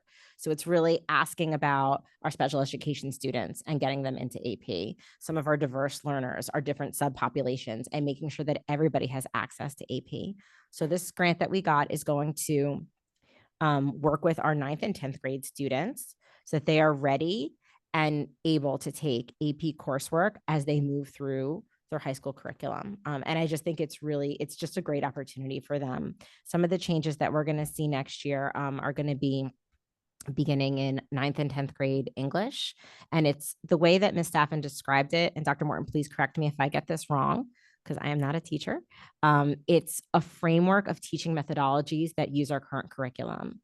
So it's not changing the content of the curriculum that we're teaching, but it's giving students the framework or the lens so that they're ready and prepared to take AP coursework going forward. So I think it's really going to be a difference maker. We have staff being trained in pre-AP, African American Studies, and AP Seminar, which will be the 10th grade English. And we're also looking at AP Pre-Calculus as one of our math pathways, which is, I think, maybe the most popular thing we've ever done. Maybe up there with Gigi the Penguin. Everybody loves the math pathway courses at the high school. So we're looking to continue to expand those pathways next year. And AP Pre-Calc will be part of that. So the idea is just to take students that have been underrepresented in AP coursework and to make sure they have open up access to AP coursework for them. So it's sort of a continuation in my mind of the thought that went behind the math pathways, which the idea was to open up what were those more rigid tracks and allow students, a wider range of students, to access different math pathways, both at the A and H levels, right? So this is another way of expanding, thinking about expanding opportunity for all of our students so that they can have access to all of this coursework. So I'm really excited about it. I think it's a really cool idea. Does anybody have any questions about the AP expansion grant and what that looks like? There's a lot more to it. There's a ton of professional development going on, teacher training, all kinds of neat things. But I know that I've been talking for a long time, so I'm going to stop there. Anybody have questions about AP expansion? One of the exciting things for me is that as we grow the AP, the population of students taking AP, we'll be able to offer more AP courses, because a lot of times, courses can only run if you have a certain number of students who can take that, who are interested in taking that course, right? It's based on demand. It's based on what students want to take. So if we have more students interested in taking some of these AP courses that are in the catalog, but may not have run because there wasn't a big enough group of students who want to take it, as we grow our student population who become AP students, we can offer more of this coursework, a more diverse assortment of AP courses at both high schools. So I think that'll be really neat going forward. Especially at High School West, where you have a smaller population to start with, right? So it's just a smaller pool of kids. So if you're growing the AP population there in 9th and 10th grade, then what blooms is more AP courses available in 11th and 12th, if that makes any sense. But yes, lots of crazy, awesome achievement stuff going on in the CNI committee. Any questions on AP? I already talked about SAC, so I don't have to talk about that. And the last thing I'm just going to say is that we did have an update on the assistive technology services for kids with 504s and IEPs with implementation of the cell phone policy, what that process and procedure looks like. One neat thing that I learned is that some students are able to access some of the programs they need on their Chromebooks. So part of it is just figuring out what those accommodations look like going forward with the cell phone policy, when students need something written into their IEP, when they're able to access what they need through their Chromebooks, and just being able to accommodate individual students. It's done on a case-by-case basis, as all IEP stuff is case-by-case. Ms. Mallory, did I get that mostly correct? I'm getting a thumbs up from Ms. Mallory. I have pages of notes here, just so you know. I really try hard to accurately talk about the things that you talk about as an expert. Any questions on that? Everybody's just tired of hearing me talk. So the last plug I'm going to make is that if you're bored and lonely and you feel like you need more data in your life, the NJSLA data is coming soon. That is the data from the state testing. That's one of the biggest things that I would say CNI does on an annual basis, is take a look at that. Many families have already received the individual student reports through Genesis for their students. I know I've received mine, but this would be the school-wide, district-wide level data for subgroups. So that's coming to CNI November, with the report out to the board, presentation to the board following that. So everybody stay tuned. So if you're not bored talking about achievement, we'll be talking about achievement more next month. Any questions on NJSLA? I'm really excited that Dr. Rood will be back to help me with that. All right. And that is plenty for CNI. Thank you so much. Thank you very much. And hopefully for Jenna and Solomon, Erilyn, you can take back with you the information to your classmates, maybe not the seniors, but the underclassmates, especially, that pre-AP is coming to a school near you, and we'll be expanding opportunities for lots more students to take and feel more comfortable taking it. So, all right. Business and facilities, Mr. Greenbaum, can you please give the BNF report? Thank you. And apologies in advance for the long report. We're just getting warmed up. So tonight, I'll give the BNF committee report out. We'll get back into construction updates for all of the bond construction work that's going on around the district. And when we do that, I will ask Mrs. Sugars to share out some pictures. I can talk for 20 minutes about what's going on, but actually seeing it is a lot more meaningful in my opinion. So let's start with the committee report out. Thank you very much to Mrs. Winters for subbing in for Mrs. Gallagher this week. I hope you found it interesting, and thank you very much for your contributions. So first we went through the budget 25-26 calendar and timeline. Mr. Sugars reviewed the proposed calendar and timeline for the development of next year's budget. An additional board meeting may need to be scheduled in March, especially if there are any delays in receiving state aid numbers. We have all year to work on this, and then suddenly it's crunch time when the numbers aren't what we expect them to be. Hopefully they will be good news this year, but we'll find out when we find out. The public hearing date is required to occur between April 24th and May 7th and is planned for Tuesday, April 29th. And the full schedule is attached to tonight's agenda and can be viewed under agenda item 18.2 if anyone is looking to see when we'll be doing what for our budget discussions. We also met in closed session to have a transportation discussion. Linda King, who's our transportation supervisor, joined us and shared some concerns with transportation costs. The discussion included preschool, special education, and general education routes and considerations with renewing routes versus putting them out to bid. And we also spoke about the impact of redistricting on transportation as students, as elementary district lines get redrawn. We may see some walkers that become bus riders or vice versa. And as the work of that steering committee moves forward, we'll have more information there and what its potential impact is on transportation. I'll take a moment to pause here and ask if there are any questions from other board members. Seeing none, let's move forward with our bond construction update. Mrs. Sugars, do you want to share before or after? Looks like we're doing it now. Okay, so Mrs. Sugars is going to share some updates on where we are with the different APR construction, as well as, can we do Carusi as well? Yes. Perfect. So I won't talk a whole lot about, because we have already seen this information here about who the contractor is and all that kind of stuff. We'll jump right to the pictures because that's the good stuff. We have 6 APRs that are being done this year. We've talked about this before: Barton, Johnson, Kingston, Knight, Mann, and Sharp. The design is similar for all 6 schools. And 4 of the schools, Mann, Johnson, Kingston, and Knight, are also getting playground equipment through the contract as well. So at Barton, we have made some additional progress there. The CMU walls are complete. The spray barriers in place. The masonry has started. You can see here from a couple of pictures. And if you recall the update that we did, I guess it was at the end of August, we've made some progress here as well. So that's starting to come together pretty well here at Barton. The next one is Johnson. Johnson is our only building that has the yellow brick because Johnson has the yellow brick. Oh, I'm sorry. I thought I was.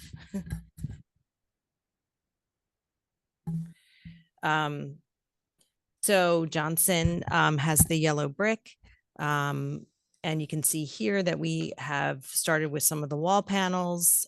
We've added some of those above the brick. So the exterior finishing will start at that project there. So that project is moving right along as well. Kingston is, as you know, our building that is the furthest along in terms of, that was the first one that we started. And you can see here from the pictures that Kingston is starting to look finished. So we're working on the connecting link to the building. We've done the asphalt paving there, wall panels and roofing. and some of the concrete paving on the outside, some of the site work that kind of gives it that finished look. So that's our building that is our furthest along. Knight is the next furthest along, and looks very similar to the other buildings. You can see some of the interior pictures here, the stage area, some of the ductwork and those kinds of things that happen behind the scenes, and getting ready to put the poured in place rubber at Knight as well. Man, we're moving right along there too. You can see here that we are starting the brick installation. Some of the wall panels have happened on the one side, and the foundation waterproofing has happened there as well. And then Sharp was the one that we are the furthest behind on. I think the last time we shared pictures, all we had was the concrete base there. And now you can see that we have started the steel erection there. So that's good news about what's happening there at Sharp. So we talked about timelines. We're hoping that as these buildings are being completed, that we can release the playground equipment early. And we're also hoping, we talked about the benefits of having an opening of all of the APRs at the same time instead of kind of doing them piecemeal. So we'll have some more discussion about that, but all of the APRs should be ready to go for the 25-26 school year. So that's very exciting. And then if we want to talk quickly about Carusi, one of our larger projects that we're doing this year as well. We can talk about, again, we're working with the same contractor at Carusi that we are working with the APRs. A lot of work happened there over the summer. We were able to do some board tours, which was nice, so that you could see some of the work that's getting done there. This project will be done in 4 phases. Just because of the nature of the work that needs to be done, the asbestos abatement that needs to take place when the building is not occupied over the summer. And then during the course of the school year, the improvements will take place. So this year, we concentrated on the front hallway. We're still working on the main office area. The A hallway classrooms were ready in time for school. We have been able to do some work with, oh gosh, I'm so sorry. I'm droning away and I'm so sorry. Let me Mrs. share Sugars, that. I'm sorry, because I didn't see pictures on your screen, so I wasn't sure if you were wanting to share the slide deck. That's also my bad. Sorry. Thank you very much. I have 9 pages of notes I could read through, but I think the pictures definitely help. I'm very sorry. Okay, Mrs. Sugars. Okay. You're juggling a lot of stuff. Okay. Let's try this again. All right, so I'm going to move to where we were. Okay. So, oh, come on now, get it together here. Come on. Let's try this again.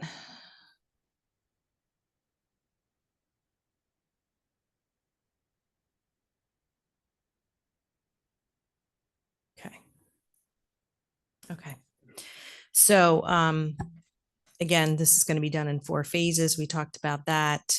And the first phase that we did includes the main office area and the front hallway classrooms. It also includes the gym roof, which is just about done, the lobby and the locker rooms of the gym. They're still working on, and we expect the gym to be turned over at the end of October.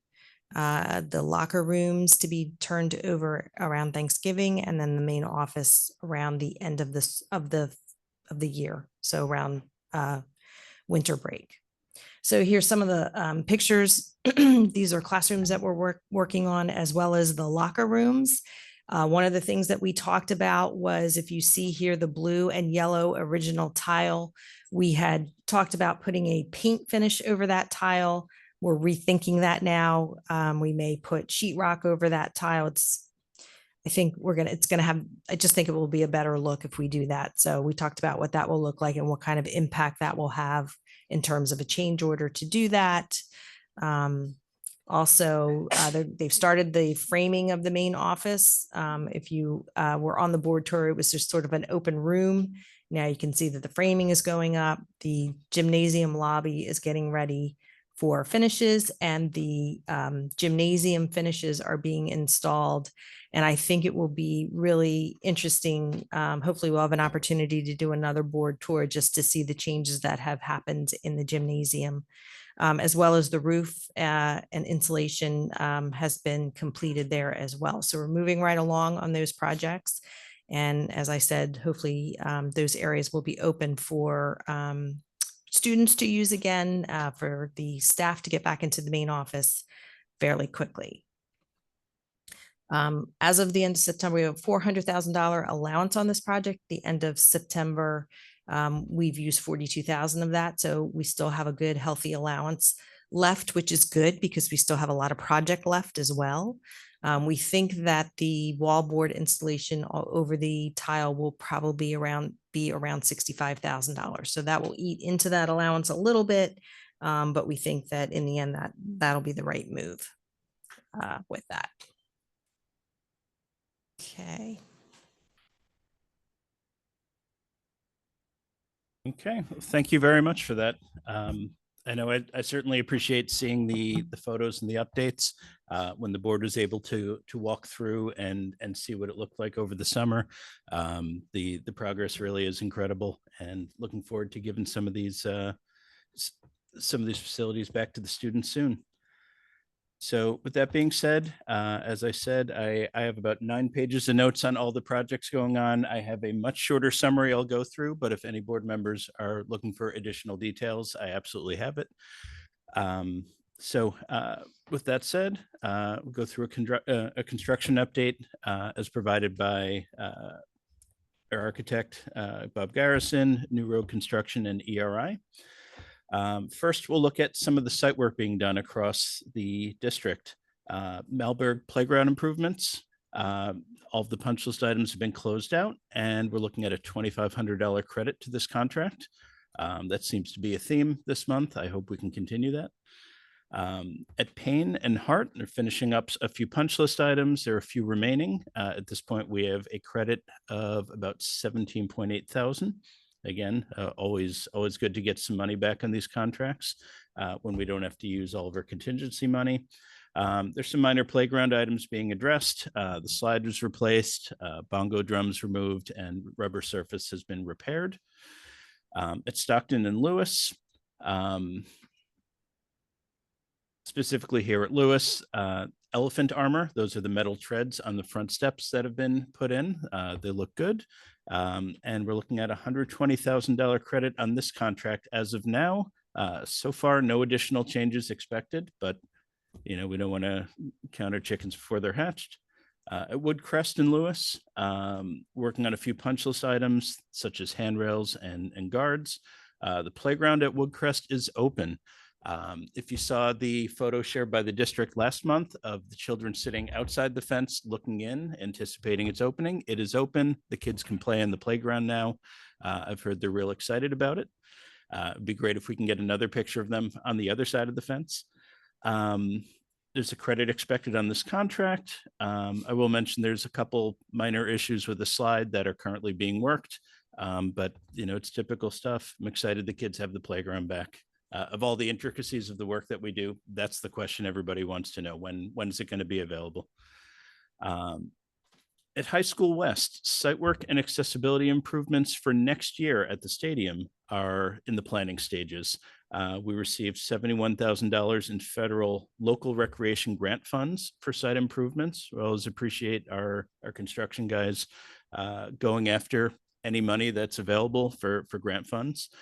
This is going to include accessible parking, sidewalks, and reworking fencing at the larger parking lot, security lighting, all stuff that's much needed at High School West. And this work is expected to commence this upcoming summer and hopefully be finished in time for the 25-26 school year. The only complication we're working on now is we've got fireworks at High School West, so we have to plan around that. We don't want to dig everything up and have to find and run into that. So It'll be a little bit of a shorter runway, but they think they'll be able to get it done, and looking forward to those improvements. As far as APRs, thank you very much, Mrs. Sugars, for presenting some of those pictures and progress. The substantial completion date is June of 2025. We're going to see them reach completion kind of in the order that they were started, but the goal is to turn over all of the APRs for the fall 2025 school year. It's going to be very exciting to have 6 new spaces for the kids to do athletic activities, assemblies, everything else that they do in their APRs. As Mrs. Sugars mentioned, there's a $400,000 allowance. As of now, we still have $236,000 left. There's a few items in there that, such as, nope, I'm sorry, mixing these up.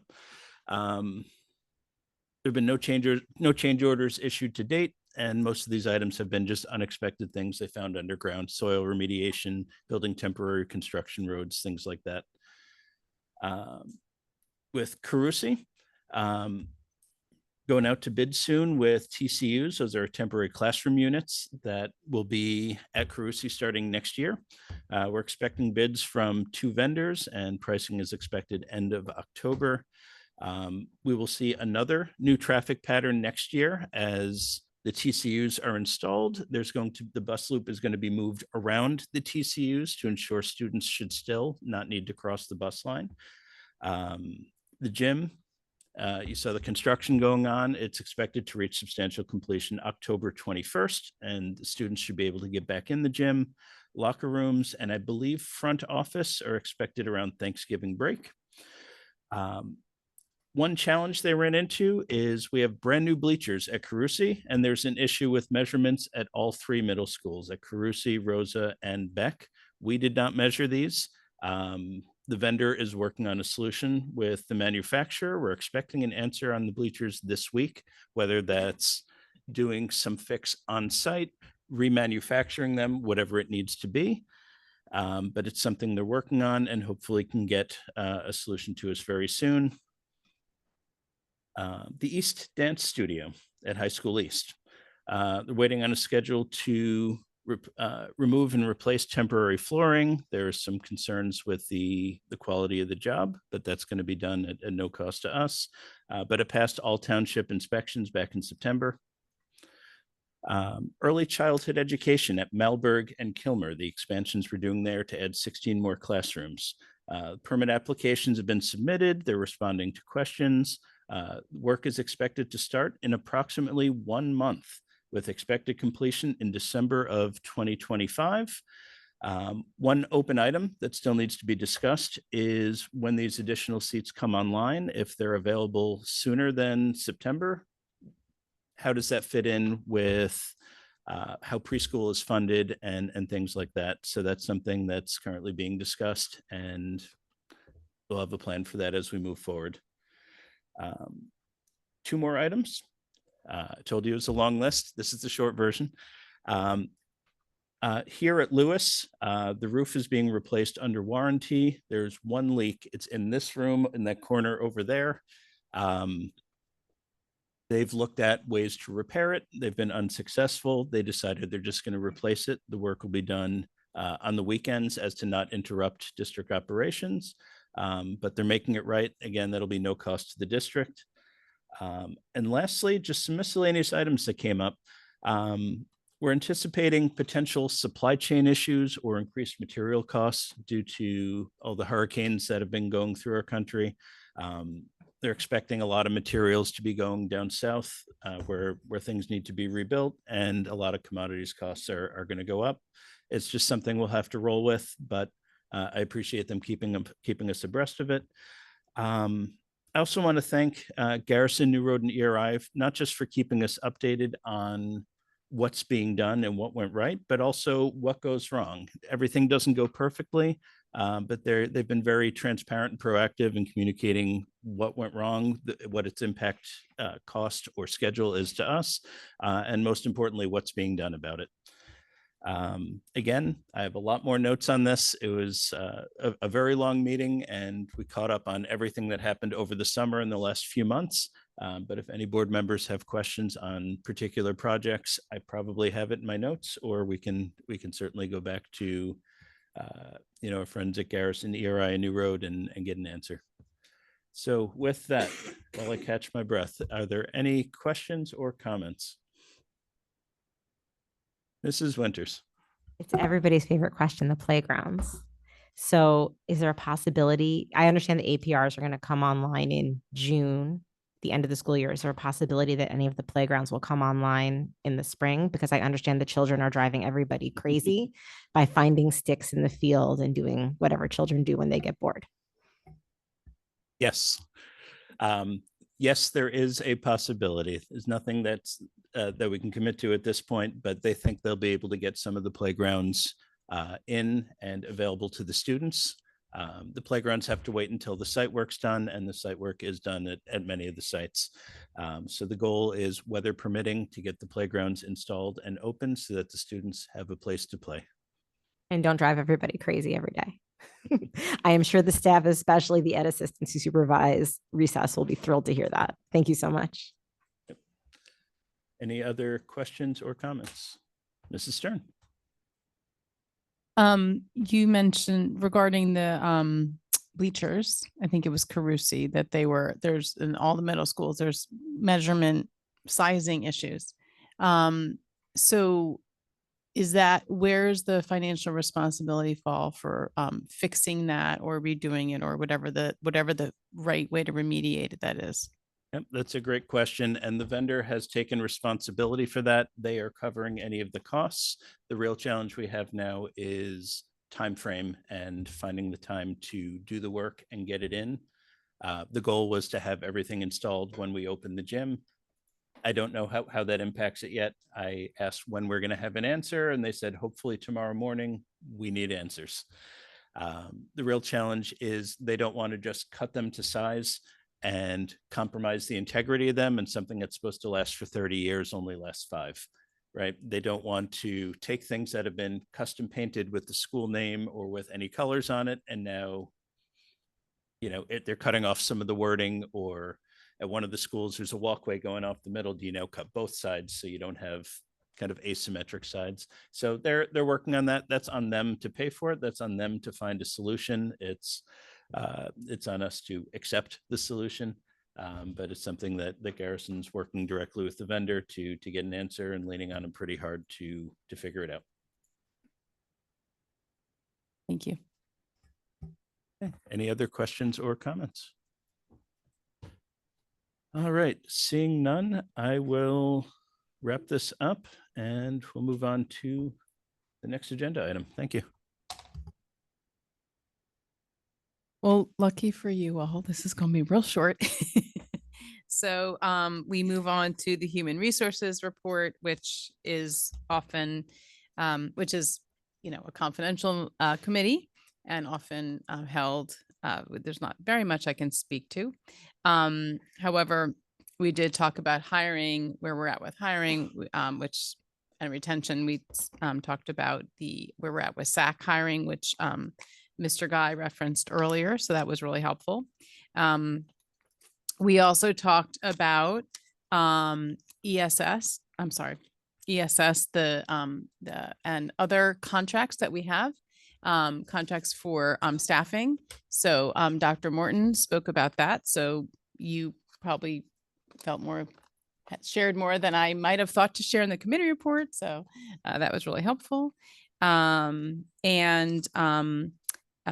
general, I can say that we had I think a really good discussion about the rigorous and intentionally so vetting and hiring processes that we do to ensure that we are not only hiring the best people that we possibly can hire, but also to ensure that when they start, they're fully prepared with all of the materials, credentials, licenses, certifications, etc., that are required, so that we are adherent to all of the laws that we need to follow, so that we can ensure that people coming into our buildings are prepared and, ready to teach our kids and do it in a safe way and provide a safe school environment where they can learn. So that was part of the conversation. We also talked about a little bit about the exciting public information officer position and candidate, which we will believe is on our agenda for tonight, which I reviewed earlier, and now I'm getting confirmation. So that's exciting. So that was part of our conversation, and I think that's all I can talk about. So anybody have any committee members? We'll stick to committee members first. On that side of the room, have any comments or questions regarding the report? Okay. All right. I'll open it up to non-committee members. If anybody has anything to add or questions. Okay. That was easy. Thanks. Quick. Good. Done. Go on to policy and legislation, Mr. Mayor. Can you deliver an equally short report, please? I will do my best. First of all, thank you to Mr. Greenbaum for sitting in with us in P&I. Last week, we handled a handful of things. First of all, we continued our discussion on student-selected mental health days. We've came to, I believe, agreement and consensus that the number of days should be 2, and that would apply to all levels. When the proposal was brought to us, it came in from a high school student at Cherry Hill East, and I think the thinking was that it would be only for high school, and that's not the case. And I think there is also general agreement among committee members that it should apply to all levels. The issue that we continue to work through and are making progress on is how to operationalize that to ensure that when a student and or family member on behalf of the student reports out that they are going to take some time, whether it be half day or full day for a mental health break, that there is a follow-up of some level from the school to ensure the safety and health of the student. It's one thing to call out sick. It's one thing to miss a school day for perhaps a college visit or a family visit, families away on vacation. But when a student or family member says that they need time off for a break, for a mental health break, or words to that effect, that raises some concerns and I think responsibility on the part of the building and the district to ensure that the student is okay. So there is a process ongoing now to determine what the best way to conduct that follow-up is, who would do that, and at what level the follow-up will be, because there are potential triggering words that might require a little more of an in-depth, quicker response to ensure that the student is not actually in a position where perhaps the district might be able to help get resources to the student if necessary. So in that regard, there is a meeting on the 18th, that's next Friday, with the Mental Health Task Force to get their input and guidance on what the best practice is, what guidance they believe is best for the district and for the buildings to follow. So more news to come on that. We would also discussed methods of publicizing this to families, so the families understand that we are going to start doing this and how to take advantage of that, how their students can take advantage of that, and of course also internally, so that those staff members who normally are responsible for notating student absences are aware that how to handle those as well. I'll certainly be happy to follow up with more information after the mental health and I'm going to attend that meeting as well with the Mental Health Task Force on the 18th. We continued further to discuss the HIB communication process. The letters continue. This week we'll have the final revised version of the first 2 letters out, so committee members can take a look at those. But we also talked about the importance of and understood that it's not just these letters, right? We also want to provide as comprehensive improvements in communications as possible across the board. So that would include potentially flowcharts in improving on the FAQ document, which currently exists, also placing it in an area which is a little more accessible to families, using live links and Google Docs in order to just expand the opportunities that families have to get information. And with regard to information, and Dr. Mahan also was helpful in letting us know that she is in the process of setting up, and I believe has already done that, set up 3 or 4 different parent universities. Those are going to be Zoom attendance, so there'll be no cap on the number of parents and families that can attend. They're going to start in late October, so later this month they're going to start. Just another opportunity to engage families where they are and help them understand more about the process as well.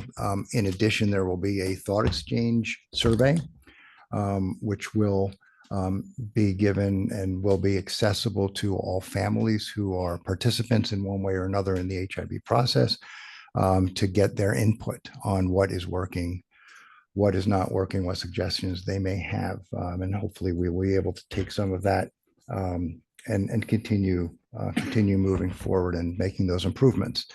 We will have a presentation to the board in January from Dr. Mahan that will include the results of the survey, will include updates on how the parent universities are going as well. So those were actually two of the larger matters that we discussed. For Mrs. Winter's enjoyment, I'm going to use the word calendars. The 25-26 calendar either has been or will be posted. We took another quick look at that. And the 26-27 calendar is going to go back to LMC tomorrow, not necessarily for any changes, just to make sure that the question came up whether or not there was another issue that LMC wanted to just get a final sign off on before we post the 26-27 calendar. So we're going to do that tomorrow. Every policy that the district currently has that mentions K-12 is going to be updated to pre-K to 12. And finally, we discussed resolutions, 2 of which I'll discuss in a little bit more detail when I move the agenda. Two resolutions. One of them, resolution for Week of Respect, which actually is this particular week, started yesterday, and the resolution for School Violence Awareness Week. So when I move those agendas, I'll actually read those resolutions into the record, because they're both important. And it's not just, a lot of times when we move agendas, we've done the work and we've all seen it. And I always thank my board member. I actually don't always thank my colleague board members. I'm doing it now for doing the work ahead of time and recognizing what's on the agenda. So oftentimes, we get to that and we just move agendas. And every now and then, I think it's important to actually go into one and read the words that are there. Mr. Greenbaum does that when we accept donations. So I'm going to I'll read those resolutions into the record at the time. That is, P&L was not as quick as the HR agenda, but I did my best. Do any other committee members, current or temporary, have any questions or want to add? Mr. Greenbaum. Thank you. Just a quick comment. Thanks again for including me in the discussion. I wanted to provide a little more context on the HIB letters. Working within the rather rigid confines of the HIB statute to find opportunities for improvement is something I've been engaged in my time on the board. And it's always with the goals of trying to get increased transparency, particularly to board members when reviewing decisions, better communication with families, and more confidence in the process. This is just one step. The revised HIB letters were rewritten with the goal of being both more informative and more empathetic. And I appreciate Dr. Mahan sharing some more opportunities for education for both parents and students to better understand the process. It's kind of a holistic approach to do what we can to improve the process where there are opportunities to do so. And I'm happy to see us moving forward with some of these items. So thank you again for including me in that. Glad you were available and thank you for attending. Do any other board members have any questions? Mrs. Sherfain. More of a comment than a question, but it kind of lumps two of the items that you discussed, the HIB process and the mental health days. And something that I would like to see, and I know we've discussed this previously, but something that I think would be helpful for us as a district to support all of the children in this is starting to crunch some data on what our HIBs look like, and maybe this can tie into those days that we're offering. And if there's a way to do this in a respectful manner, but to maybe identify children that are involved in the HIB process and that are maybe expressing stress or whatever, they're handling with in that kind of way that could potentially be mitigated through knowing that they have these days. And I don't know what that would look like, but maybe tying that into discussions that you're having as we try to hopefully take the swing back to reducing the number of HIBs that we have with better awareness of the process. Yeah, no, I think that's that's a good observation, and certainly anything that we can do it, while we're looking at the HIB process, it's primarily on the communication aspect of it, but ultimately whatever we can do as a district and at the schools on here at the board table to help identify potential root causes and do work to try and reduce the numbers appropriately is certainly important work and good work. So it's a good suggestion. Thank you. All right, seeing no other, I'm sorry. I did see no other questions because I wasn't turned that way. That's it. All right, Mrs. Stern. I don't know, Ed, this may be a question for Dr. Morton, who had to step out for a second. But I don't know if you recall, but what time of year do we get that report from Mr. Saporito, which has the HIB data that is reported? Do you know when we Off the get that? top of my head, December. it was towards the end of the year or It was January. December last year. So, Mrs. Sherfain, we will get some data in December, so at least we have a start. And that is a full presentation that is by Mr. Saporito, that looks at that is mandatory for state reporting. And it's pretty comprehensive. So just, something, it's a start.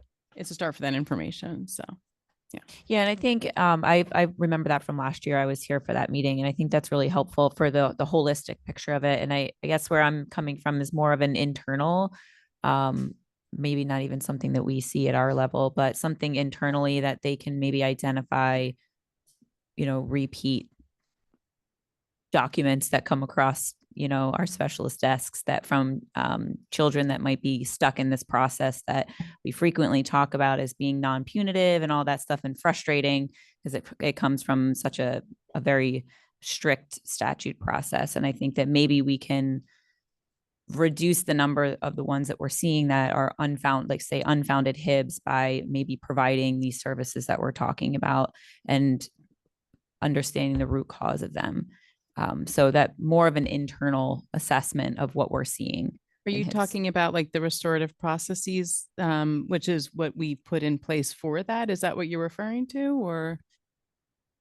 I guess more of seeing if there's repeat, students that are being accused of certain things that potentially are not, that are more needing services like mental health days and stuff, but it's coming off and it's coming across as a potential HIB that we're seeing, but it doesn't fit under the process.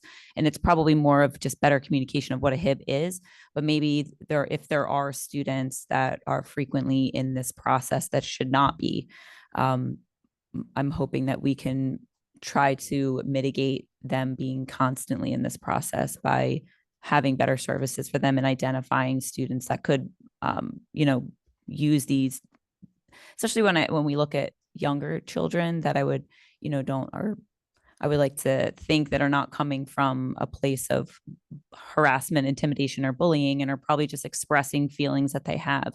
in that sense, or somebody's feeling that that's how they're expressing it. And unfortunately, it comes in the form of a reported HIB, when in reality, maybe the student is just expressing feelings that they have in a more of a negative way. And if there's students that are frequently in this situation, that maybe we can start looking at that data to prevent this by offering them these days, or communicating better with families that they're being offered. So in the process of figuring out how to offer mental health days, and I don't want to say perfecting, because we'll probably never perfect the HIB process, but making the HIB process better, maybe there's something that we can do internally to identify students that are frequently being accused of HIBs that are not harassing and bullying children. They're just expressing their feelings in a way that's not beneficial to anybody.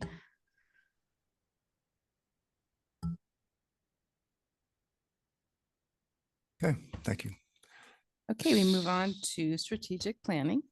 And I think that might again be Mr. Mayor. That would Who's be. going to give the report? Okay. Yes, strategic planning, some of what we discussed in strategic planning, Mrs. Roscoff highlighted for us earlier in her report, but I may have opportunity to pass the mic over just in case there are some questions or when I make mistakes, which I plan to do. So we actually kicked off, Mr. Polinsky kicked off the meeting with some more discussion on the website and where we are, and the new website and where that's going. It looks really good, although he did say that what is shown is really just a sample example of where things can go. But for those of you who were in the room could see, it's already it will be much easier for people to access information quickly, to see exactly where to go. The layout is much more user-friendly. It is much more intuitive. And as a great example, for instance, when Dr. Morton earlier today went through the various steps to get all the way to drill into the district goals, and we all know the goals are there. And for instance, whether it be achievement or otherwise, we know they're there, and it's frustrating to see out there in the public, people saying they're not part of the goals. Well, they are, but they're sometimes hard to get to. And to Mrs. Roscoff's point earlier, if you know how to work the website, you know how to get there. And it shouldn't be that way. So the new website looks great. It is much easier, again, to see information, to get information. The framework for the website is already built and is done. There was some concern earlier that the vendor was going to have to slow things down because their project manager left. They were able to identify someone else to move in and picked up right away. So we didn't lose any time. The delivery date remains end of the year this year. For the new website, the framework is there at this point. It's a matter of porting all of our existing data and putting it in the right places in the new website, and then cleaning up a handful of things just to make sure that when it goes live, it's ready. It truly is ready to go. But I will say that really impressive to see how much work has already gone into it. One of the things that has been most often criticized by the public, by community, by board members, by parents, is the website, and sometimes because it's just can be difficult to manage. It looks like that has certainly been heard. It is being addressed, and come January 1st, new website will be live. Along with that, Mr. Pavlinsky also showed us the data dashboard. Again, just a sample. It's still in progress. It's early days, but looks really, really good. We have talked often about the importance of being able to show our data, to show for parents to be able to see the numbers, and to be able to make realistic and usable comparisons, whether it be between schools or cohorts, and see what's actually happening in the district, as opposed to trying to parse data from longer spreadsheets, often perhaps making innocent or not mistakes, and then drawing conclusions which are not supported by legitimate data. The dashboard will go a long way towards showing a tremendously improved ability to be transparent with numbers. And we'll also have the opportunity as the dashboard grows through the vendor to add more and more functionality to that. So for instance, if we make a decision in the future that we would like different sorts of views, or would like to be able to have the opportunity to manipulate data in different ways, they'll have that functionality. It is anticipated that the dashboard will also be live at the same time frame as the new website. So both the data dashboard and the website should be live as of the end of this year, which is wonderful news. I will pause just briefly and ask Mark if I have misstated anything in a gross manner. Then I would not feel terribly guilt-ridden by your correcting me. Shifting down to grab a microphone. No, that was a great summary. Thank you very much. While you're sitting there, though, I would like to say this. We know just a moment of levity. It was mentioned by Mr. Greenbaum earlier. I forgot to mention this. Apparently, there was a leak in this room, and it's I don't know whether it's coincidence or not, but it's near their Mets fan. I will follow that up. However, I will follow that up by saying congratulations. Okay. It's important to be good winners and good losers. So anyway, but thank you. The presentation was excellent. We always appreciate that. It's great to see what the work that's actually being done. And I can say that I really think that community members will also be very happy to see what's happening. They're really getting what they've asked for, what we know that the community members need, and I think what we need also in order to be on top of what's happening in the schools. We also discussed, although we didn't get into any real details, the continued movement in elementary school redistricting, understanding that it is not done in a vacuum. Nothing that is happening with regard to schools and reconfiguration is being done in a vacuum.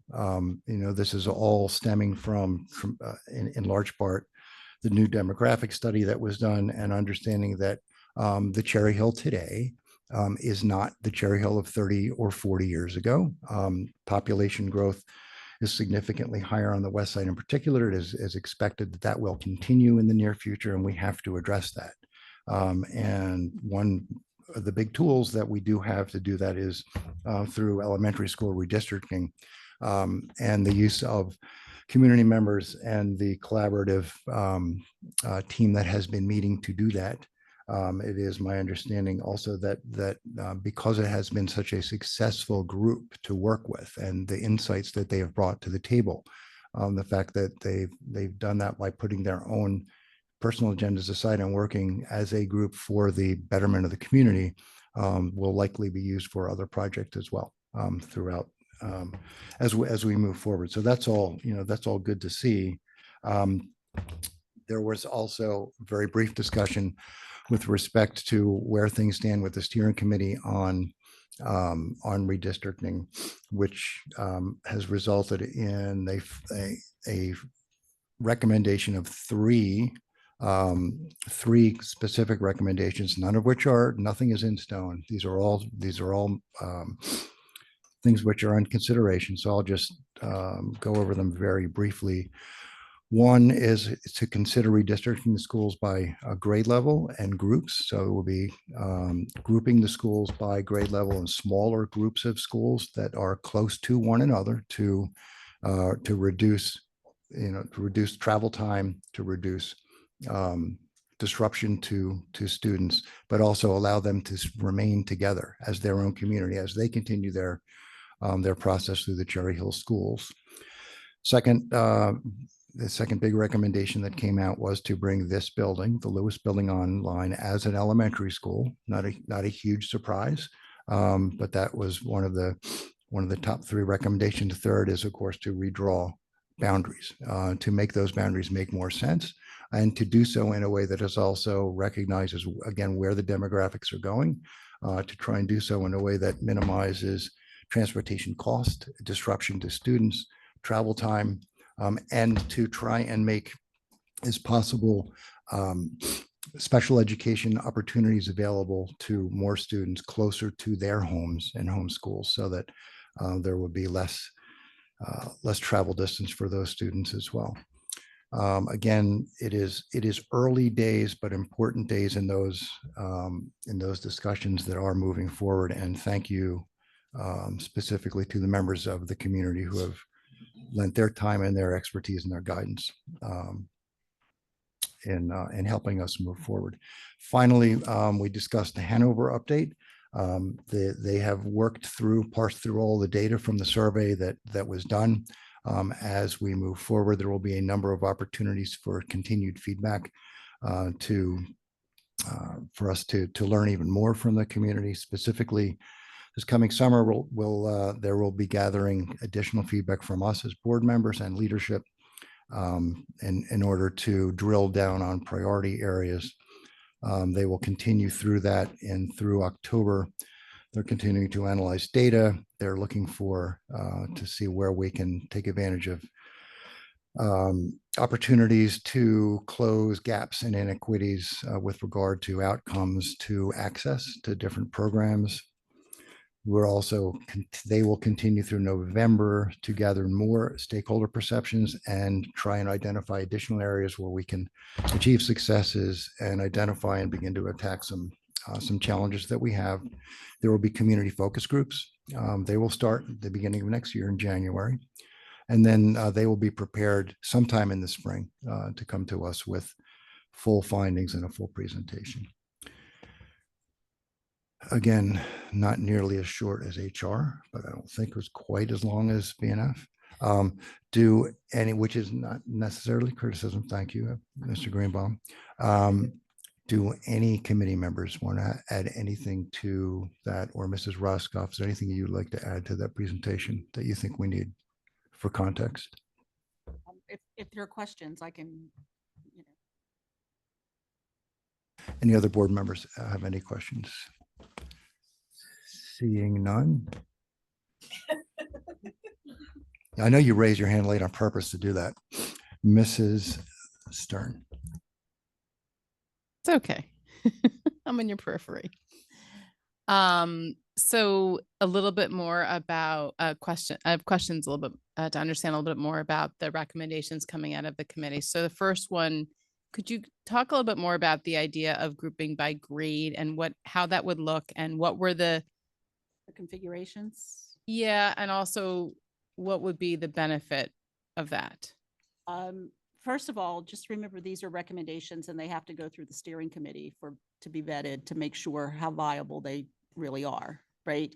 But one of the recommendations was to look at a K through 3 configuration, a 5 through or 4 through 6 configuration, 7 and 8, and then the high schools would look the same. The benefit that they found was by doing that, they distributed the number of students across different levels, and it did provide extra seats in the buildings. It also, what was the rationale? To provide extra seats. And in looking at it, it would also allow possibly the redistribution of special ed, so that would be more equitable, and also the redistribution of possibly demographics. Again, this has to be all vetted by the steering committee. Thank you. So this is early days. Okay. Early days. Yeah, because my wheels are turning, but I'm going to And hold off on the wheels. The other piece of that would be to try to not only, to cluster them was the word that we came with. We were really using some other words, and we came to the word cluster, so that they would try to be as closely as possible clustered into neighborhoods, so that kids would still travel with the same cohort. It wouldn't be like they would go K through 3 in one building and then switch to a 4 through 6 building, but be with a brand new cohort of kids. So if we were clustering them, there would still be you would still travel with your friends through elementary and middle school, and then your choice of high school. Thank you. Okay, seeing no other questions, that is it for strategic planning. I'm not raising my hand again. All right, we move on to our special action agenda. Mrs. Winters, can you please move the CNI agenda? I'd be happy to. The superintendent recommends and I move the following. 17.1, approval of attendance at conference and workshops for the 24-25 school year. And 17.2, resolution approving a professional services agreement between the Cherry Hill Board of Education and Partners in Pediatrics to provide services at the Politz Day School. Do I have a second? Ms. Stern, are there any questions on any items on the CNI agenda? Speak now. Seeing no questions, board members, get ready. Ms. Sugars, can you please open the machine for votes? Board members, you may cast your votes.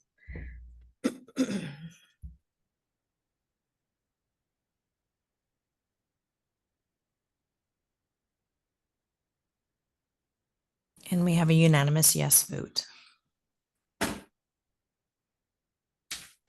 We move on to business and facilities. Mr. Greenbaum, can you please move the BNF agenda?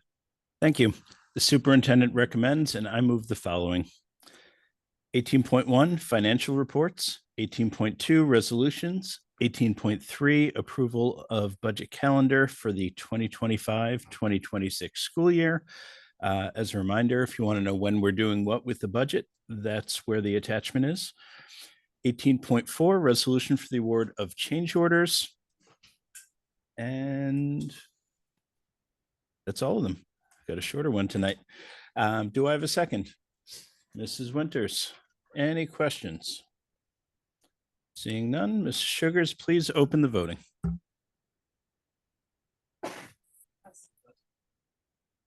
Board members, you may cast your votes. Mrs. Sugars, I'm going to recuse myself from 18.1 due to conflict of interest.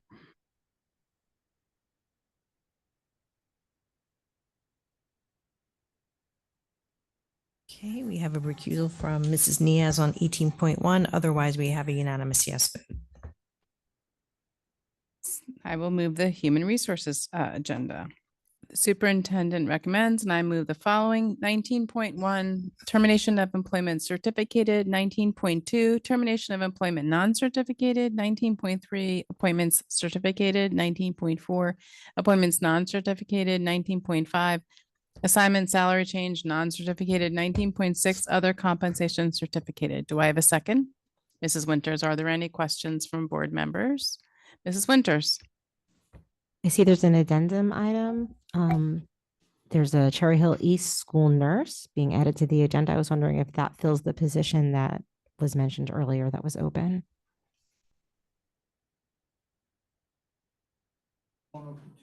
Okay, so we still need another nurse at East. Got it. Thank you so much for clarifying. I appreciate it. Anybody, any other questions from board members? Okay, seeing none, Mrs. Sugars, can you call the vote, please? You can do a regular. Thank you.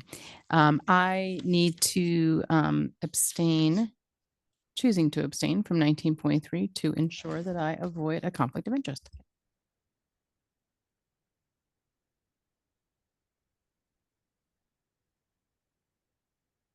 Okay, we have one abstention, Mrs. Stern on 19.3. Otherwise, we have a unanimous yes vote. Okay, Mr. Mayor, on my left, can you please move the policy and legislation agenda? Certainly, superintendent recommends, and I move the following. Item 20.1, approval of harassment, intimidation, bullying investigation decisions. Do I have a second? Mr. Greenbaum. Are there any questions? None. Mrs. Sugars, would you please open the voting? Board members, you may cast your votes.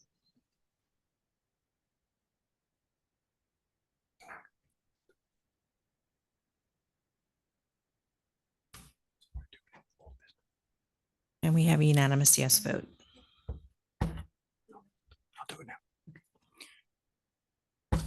So before I mentioned earlier that I wanted to read into the record the resolution 4, which we discussed earlier, recognition for the week of respect.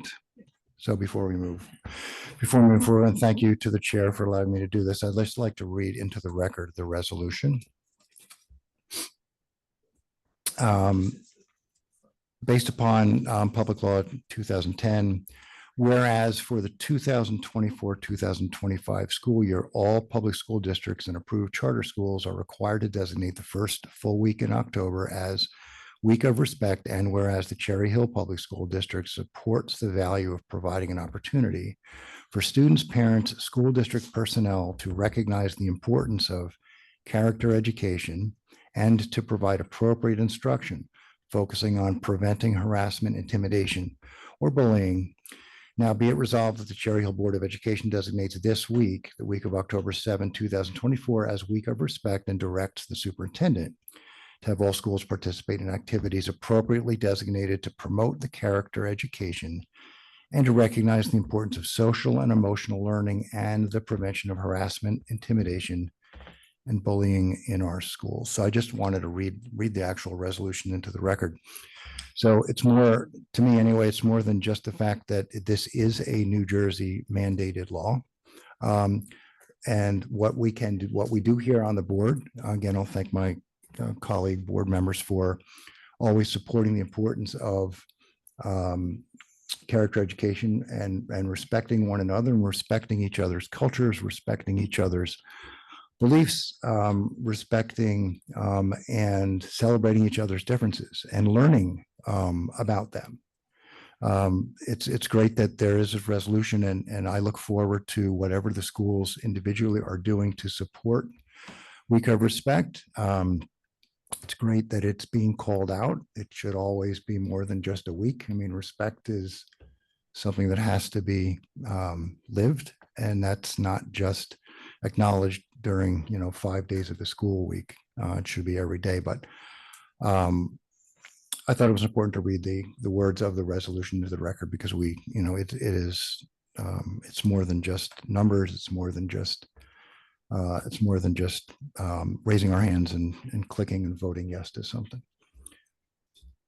So with that, I don't know if any other board members have anything they want to say with regard to Week of Respect. Dr. Morton, if there's anything you wanted to say with regard to what the schools are doing to acknowledge that and celebrate it, I just wanted to put it on the record. Yes, I think, whoa. It's all right. Mr. Kravinsky's busy tonight. So respect obviously is about kindness, pledge to, anti-bullying platforms, solidarity type of events. So essentially that's what's pretty much done in the schools. Events that help to bring solidarity and unity amongst the kids and, their communities. That could look like dress up days, wear specific color days, or other type of events as well as designated and designed within the schools. So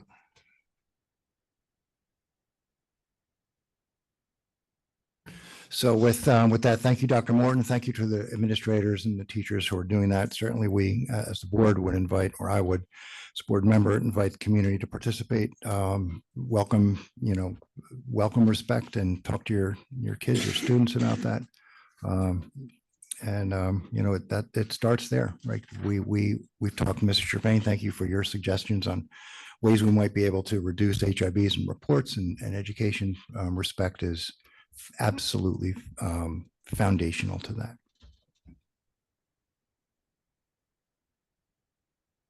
Thank you for that. All right, we move on to new business. Is there any new business this evening besides the sad faces about the Phillies losing? Any other new business? Okay, seeing none, is there any old business that board members would like to raise tonight? Okay, seeing none, we move on to our second public comment. This is our second public comment section, during which you may comment on any topic relevant to our school district or the Board of Education. If you would like to speak now, please clearly state your full name, municipality. We will alternate between speakers who are in the room and those who are online. Oh, I think we have a few more since the Phillies game is over. I should stop rubbing it in, right? Stop talking about it. Each speaker will be given a maximum of 3 minutes to speak. The timer on the screen will indicate the amount of time you have left. As always, we invite our students who would like to speak first they will have the first opportunity to speak. And if you are a student online, please put an S after your name so that we can identify you and call on you first. Public comment is an opportunity for members of the community to comment on matters relevant to the operations of Cherry Hill Public School District or within the authority of the Cherry Hill Board of Education. The board welcomes diverse opinions on relevant matters. Under established federal law governing reasonable restrictions on speech in public forums, statements which demean individual community members or groups, or which are irrelevant to the operations of the school district or are repetitive, will not be permitted. Community members who would like to present information not relevant to the school district are always welcome to communicate directly to the district superintendent, board president, and all board members via email or other alternative means. And with that, we will start in the room. If anyone would like to speak, please approach the podium. Please state your full name and municipality, and you will have 3 minutes as the timer indicates on the screen. Rick Short, Jerry Hill. We have $300 million right now for bond money. I didn't hear anything about the doors being replaced. I don't want to speak of what doors that can't be locked, but I can't believe that we have doors that can't lock during an active shooter. And I come up here year after year after year and say the same thing. Second of all, a few years back before the AP rooms were built, I presented the board with information from this New York City Going Green program. Obviously, you didn't do any of that. The AP buildings, I guess my only question is, do they have transparent roofs? Because if they don't look very green. They look like pole barns with 2 freaking windows. And I've said this before. Warned you a year and a half ago before you were building it. It looks like a pole barn. So you spend $4.2 million unless the roofs are transparent, and it looks like a pole barn. So it's not green. I would like some clarifications from the last meeting, and this is directed towards Dr. Morton. The question is, the last meeting, you said in reference to HIB numbers that were presented, they are grossly inaccurate. You said grossly 3 times. So these are your numbers from 2022 to 2023. It's 170. They were back in 2018 before restorative justice. It was 94 alleged cases, and it jumped to that. And you also said, Mr. Short, there wasn't an 81%. That's grossly inaccurate. So, will Dr. Morton correct the record that when you take 94 and 170, it's 81%? Because we don't want any misinformation, because I guess Dr. Morton is going to be grossly wrong. And finally, I just come up here, I don't know, I've lost count now how many times I've come here, and I asked the same question. So I had to buy the domain name askdrmorton.com, because the district refuses to answer the question about that we have consultants that are abolitionists, that hate America. Oh, all right. That's where I end. Thank you. Okay, we go back to the line, or go to the line, and the phone number is 788. Please state your full name and your municipality. My name is Jeff Podowitz, and I live in Cherry Hill, New Jersey. Back in 2010, our special education PTA wanted all our leaderships in Cherry Hill to be more forceful in advocating for us when it came to getting a fairer portion of the tax dollars that we send to Trenton. back to us. What happened was, especially at PTA was left on its own, and we ended up becoming part of a amici brief against SFRA to the New Jersey Supreme Court, Disability Rights New Jersey, and that's a whole story, actually, where that went. Nowhere. There's an article entitled LMC, Labor Management Collaborative, Equal Results. It's dated August 29, 2024, NJEA, New Jersey Education Association.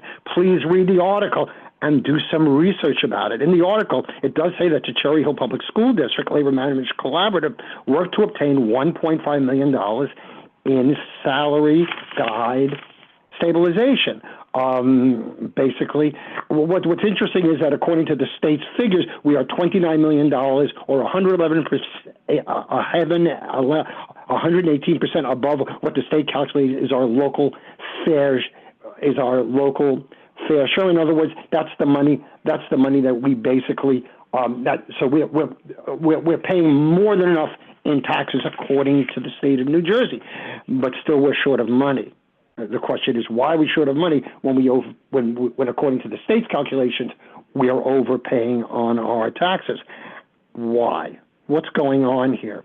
So basically, the state, what the state did was roll back a portion to everyone of our aid cuts 1 year, and the school district used part of that money to basically enhance salaries for certified staff, new personnel, so we could hire more personnel and be more competitive, which is great. Except we always had that money. In June, there was a school board meeting where I think we did $10 million and then some less. We did a total of $15 million, and we put that into the capital reserve account. And someone like me said, "Well, why don't you hold some of that money back? Don't put it into capital reserve because maybe we had other uses for it." Well, we did. We could have enhanced our salaries of our starting teachers. So the rollback really didn't solve anything. You all could have solved it if you used part of that money to enhance the salaries. And someone like me said, why don't you you didn't do it. You didn't, when in fact you could have. I don't know. Thank you. And your time is up, and we go back to the room. If there's anyone who would like to speak, please approach the microphone. I do not see anybody at the microphone. I go back to the hand online. The next hand is Amy Roth. Please state your full name and your municipality. My name is Amy Roth. I'm a parent of a fourth grader in Mrs. Wilson's class at Bret Harte. I spoke at the last meeting and would like to provide an update. I'd written something earlier and now I'm revising it as there have been some updates. Earlier today, we learned that our second daily sub is being replaced with another temporary solution while the district continues to look for a qualified long-term substitute that is a certified teacher. The replacement that will start on Thursday is within the Cherry Hill district and appears to be a certified teacher, so that is a huge improvement over our current situation. I appreciate the district providing an alternative that appears to address some of the access concerns and also puts a certified teacher within the classroom. We are aware that they are still looking for a long-term sub, and so we should expect a new teacher Thursday, another long-term sub in the fall, and Mrs. Wilson back in January. Very challenging for our children to have 5 teachers in one school year. I would be remiss if I did not provide an update on the situation through yesterday. I believe this meeting was a catalyst for an increase in communication that started today, where we received 2 emails from our building administration. That equals the total of all previous communications that parents have received over the first 5 weeks. Communication is important for our children. The 2 communications that we had previously received were around that our previous long-term sub had been terminated, as well as a general communication. We have been asked to communicate through our building administrative assistant, as our daily sub did not have an email. I requested a 10-minute call with our daily sub to explain a medical procedure that my son was having that might impact his behavior. I was told that there could be a call set up next week, which is after his procedure, and that a certified staff had to be present during this call. Our principal indicated that our current substitute teacher may not be fully aware of district expectations, and for that reason, it's important to have certified staff members present during any direct communication. If he's not fully aware of district expectations, how is it reasonable that he is permitted to teach our students without a certified staff member? This policy of not allowing direct communications is not reasonable when daily subs are in the room. Access. None of the individuals we've had teaching our children have had access to Cherry Hill resources, including training for the new curriculum. Lack of access is an impediment to the sub's success. The easiest way to improve the situation is by removing the impediment. Feedback on learning. This is the 6th week and we have not received any graded homework. We have not received any graded class materials outside of math exit tickets. There have been a number of test quizzes taken, none have been returned. No feedback is received on ELA, vocab, or science. I'm hopeful that our situation will improve. I request the district to look at policies when daily subs are in rooms for extended period of time, as the current policies are causing our children to fall behind, cause frustration with parents, and create a negative parent-school relationship. It's my sincere hope that I am not back here again in 2 weeks. Thank you for your time. And we go back to the room. I do not see anybody at their microphone. So we will go back to the line. And the hand up is Kurt Braddock. If you could please state your full name and municipality.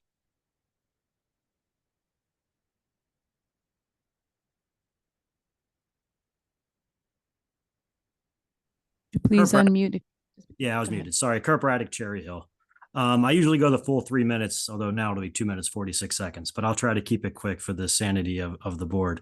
A couple official things and then a couple of responses to what I've heard today.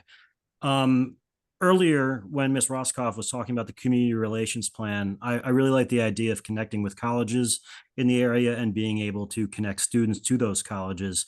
And in that respect, if there is room for community involvement, I'd like to help there. I am, as I've said before, I'm a professor at American University, but I also have contacts at other universities, University of Delaware, Temple University, Penn State, and a couple others in the area. If there is room for that, I'd like to connect to Ms. Roscoff and connect her with some people there, if that would be part of it. On a bit of a personal note, I had the privilege last night of attending an observation of the anniversary of the October 7th attack at Congregation Beth El, hosted by the Jewish Federation of South Jersey. And I would advocate for anybody interested in the school system, anybody in Cherry Hill, anybody in Camden County to go online and watch the recording of that live stream, because it was very moving. And I just wanted to thank the Jewish Federation of South Jersey and Congregation Beth El for hosting that. Finally, Mr. Mayor said something toward the end of his comments that I really enjoyed, where he said that, talking about promoting respect. Now, all the talk about how things like restorative justice and empathy and all these other things, how they affect test scores and such. I'm not going to get into correlation and causation or the accuracy of the numbers, but to me, it's a point notwithstanding, because it's not a zero-sum game. It's not binary. I am glad that there are individuals in the community, individuals in the school system that know that we can teach empathy and academic excellence at the same time. We don't need to pick one or the other. And I think Cherry Hill students are able to do that. So thank you very much. I'm position 4 on the ballot, running for the board, and I hope I can contribute in the ways that I mentioned here, not just next year, but in the immediate term. Thanks very much. Okay, we go back to the room, again, back to the microphone. Nobody's at the microphone. We go to the line. I don't see any hands online. I'm going to close public comment, and I'm going to turn it over to Dr. Morton for superintendent comments. Thank you, Ms. Stern, and thank you to everyone who's made comments this evening. I have just a few announcements and just a few clarifications as well. There were questions about Head Start Conference. So the conference itself is the preeminent Head Start conference in the country. It is, well, not just actually, it's in the U.S. Virgin Islands, but there are 2 conferences that are held, one in San Juan, Puerto Rico, and also in the U.S. Virgin Islands. Head Start is a program that is targeted to support young children from low-income families. The way that the program works is designed to support learning, health, and the family itself. For children that are within the ages of 3 to 5, well-known, reputable program that has provided great services and supports to young learners. If you think about the end, and begin with the end in mind, the end of this preschool expansion process will see us have over 1,700 students in the district. If you think about that in and of itself, with the number of providers that we'll have, I'm estimating upwards of 15 to 20 providers. You think of that as a district within a district.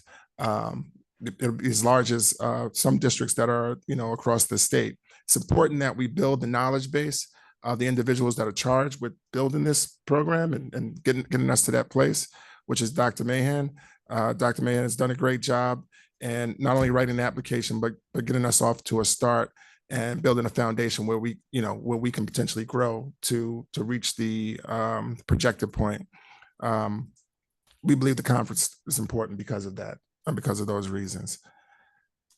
There's a comment about HIBs and HIB numbers.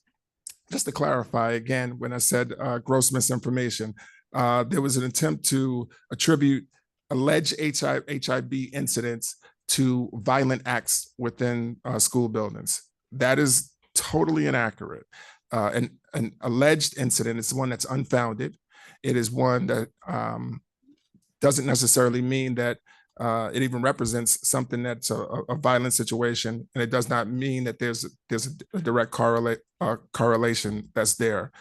Further, there was a comparison between numbers in 2018-19 to the 2022-23 school year, which are relatively arbitrary. I remind you that I was not the superintendent in 22-23. I did explain that and attempted to explain that via email to you, Mr. Short. If you look at the numbers in 2017-18, there's actually a 28% increase if you compare those numbers of alleged HIB incidents to 22-23. So again, to begin to correlate restorative practice, violence, all these things, it really, it's not rational. It really, it doesn't really make much sense. In reference to the comment about state stabilized aid and the article that was published in the NJEA and also published on the NEA's website as well, the article actually highlighted the board's efforts to use the state stabilized aid to actually raise starting salaries in the district. That's exactly what was done. And the article highlights that. So I'm not sure where the confusion is there, but kudos again to the board for, it's great work to raise starting salaries and to make Cherry Hill more attractive. We've seen positive results in terms of our ability to attract good candidates to the district. And we've also received recognition, as mentioned, that was published in NJEA's website and also on the NEA's website as well. In reference to the use of daily subs, the expectation is that daily subs will not be used for long-term substitute opportunities. That's not something that we necessarily desire to do unless it is an extreme situation where we're somewhat in a bind.